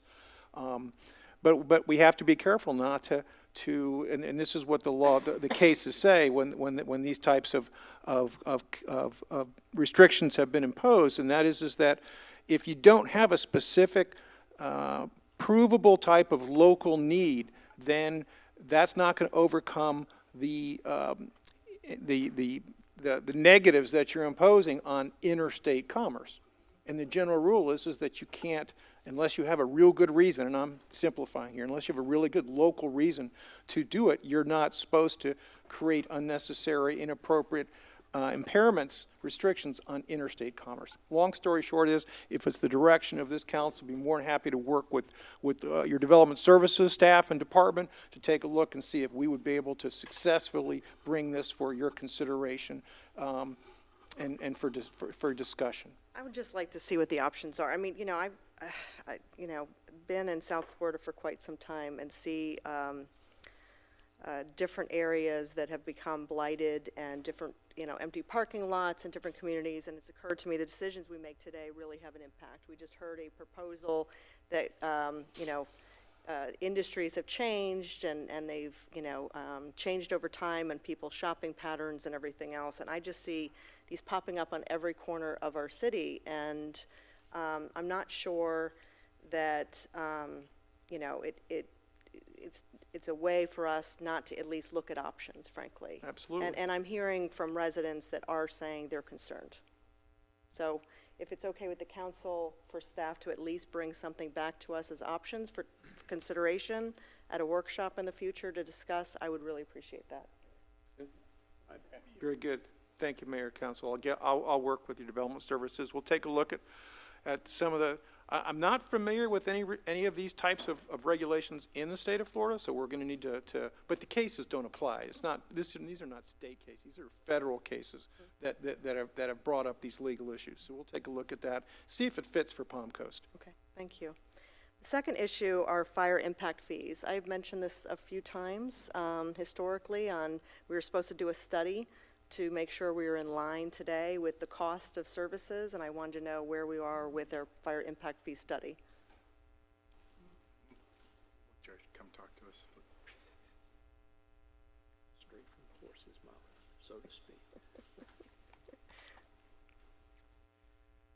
Mayor, Council, we have finished gathering our information this week. Okay. We've been waiting for a lot of information from the county. We got that information for the area south of State Road 100. There's a lot of data that was involved in gathering this information. Part of the plan that we're putting together with the 10-year plan that'll be presented in the near future is gathering the information for the impact fee for station location and staffing. And this information should be going off to the firm this week for them to analyze it, and then most likely finance and fire will come back with that information to you once the plan is completed. So we should know something in the next, I believe, 6 to 8 weeks. Okay, because, my concern is this, we have a tremendous amount of developments that are coming before us, and frankly, development doesn't pay for itself. We talk about impact fees, that's a one-time contribution to our community. It's frankly why I was so steadfast that we don't do away with impact fees, because they actually are a deterrent for trying to at least compensate for the impact that this developer is creating in our community. However, the cost of fire services continues to increase, Yes. and yet we're continuing to be responsible for that increase. And so if we're not in line with this and we're approving developments, when does that fall into place? Is it following adoption of these cost of impact fees, or is it the time that they're actually submitting those impact fees? I'm not sure. I'm not sure myself, but I do know that the sooner that we get it done, the better off, and we want to do it the right way. Yeah, they're collected at the time a building permit is issued. So it's not necessarily, but it's time of approval of the project is how it's calculated? Right. It'll be calculated on square footage and what that use is on such as transportation impact fees. And then when that is constructed at the time of building permit, before they get their CO, they will need to pay those impact fees. We've done that with utility, we've done it with transportation, we've not done it with fire.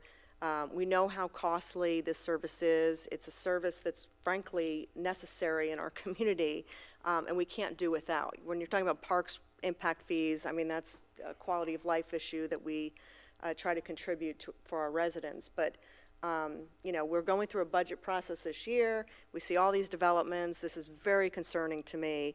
And without having a true understanding of the cost, the ongoing costs. I mean, again, we think about the one-time cost of the impact fee, right, that they can contribute. I'm talking about ongoing costs Reoccurrings. with these developments. That, to me, is very concerning. We're going to have to add personnel. We're going to have to continue to maintain additional vehicles. Those are all things that, frankly, we saw tonight. You know, these are old developments of regional impact that were approved many years ago. They have vested interests. They have vested rights. We're required by law to take that into consideration when we're working through this process. However, we do have the ability to make sure we're at least looking at the long-term impact of our community. And I don't think we're doing with fire. And I brought up law enforcement many times before, that we do not collect a law enforcement impact fee. We have a sheriff that does an extraordinary job in our community. However, we can collect impact fees at the time of development, and it can go towards equipment, it can go towards vehicles, it can go towards technology, it can't go for personnel and the operational costs. But we're talking about major impacts to our budget this year that we're going to have to now consider with increased population. And it's overwhelming to me that we're at this state and we're going into another budget season. So I really want staff to really truly understand. Some of this we're tied to because of previous decisions that were made and adopted and approved, but we have a fiduciary responsibility for the rest of the residents in the city of Palm Coast to make sure we're not overtaxing them and overburdening them with increased development that we're seeing at this time. And so I really want us to look at a law enforcement impact fee, and I want it done as quickly as possible. Because if we have more developments that are coming our way, that we know are coming our way, that are in process, that are truly going to add a tremendous amount of population to this city, and we are not looking at and forecasting the long-term operational impact cost to our budgets, then we're doing a disservice to this community as a whole. So do I have a consensus to please look at this as quickly as possible, a law enforcement impact fee, as well as making sure we're getting our fire impact fee in order and in line with the costs that equate today? Yeah, absolutely. 1,000,000%. Thank you. Mr. Morton will bring that back. Yes, absolutely. And that's all I have, other than 20 years.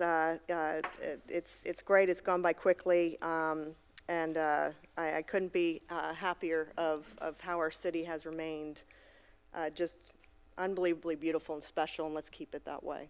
So, okay. Discussion by city attorney of matters not on the agenda. Nothing for the mayor. Okay. And Wish anybody Happy New Year? oh, Happy New Year. Sorry. Kind of tired. I know. Discussion by city manager of matters not on the agenda. Thank you. I'll be very brief. I have 4 things. First, apology to the council and the community. We obviously have some technical issues. We don't know what they are. We'll get some people out there and get it figured out. I know it was very frustrating and threw everyone off pace and was disruptive, so I apologize for that. One of the big initiatives we knew was important was the way we engage our citizens. I've been told by this council, by this mayor, our citizens are our most important resource, our most important asset, and engagement is paramount, and listening and responding. In that light, as of Monday, Cynthia Swears has been anointed our new Director of Citizen Engagement and Customer Service. She's been doing a phenomenal job. And like everything else we do, if we don't have someone on point taking responsibility for strategy, for accountability, for metrics and design, we don't succeed in the ways we want. So Cynthia's going to align our entire city strategy around our residents, and so very excited to get that going.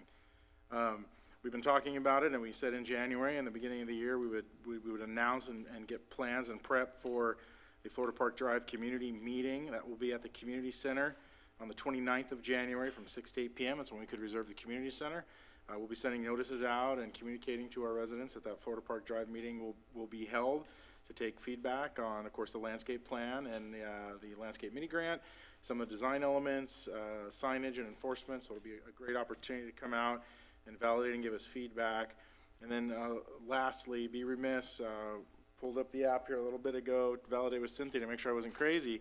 But our average case response time that we're tracking through Palm Coast Connect is down to a day, down to 1 day. So really, again, it validating itself as a great management tool and proving that how we can and should be responsive to our residents. So very proud of that statistic, the work that customer service and all staff does, and as we continue to say, putting our residents first and making them the priority of our work, not a distraction. So You want to mention the QR code? you mentioned that. No, Cynthia should mention it. Cynthia, come on I up and talk know. about it. It's actually very exciting.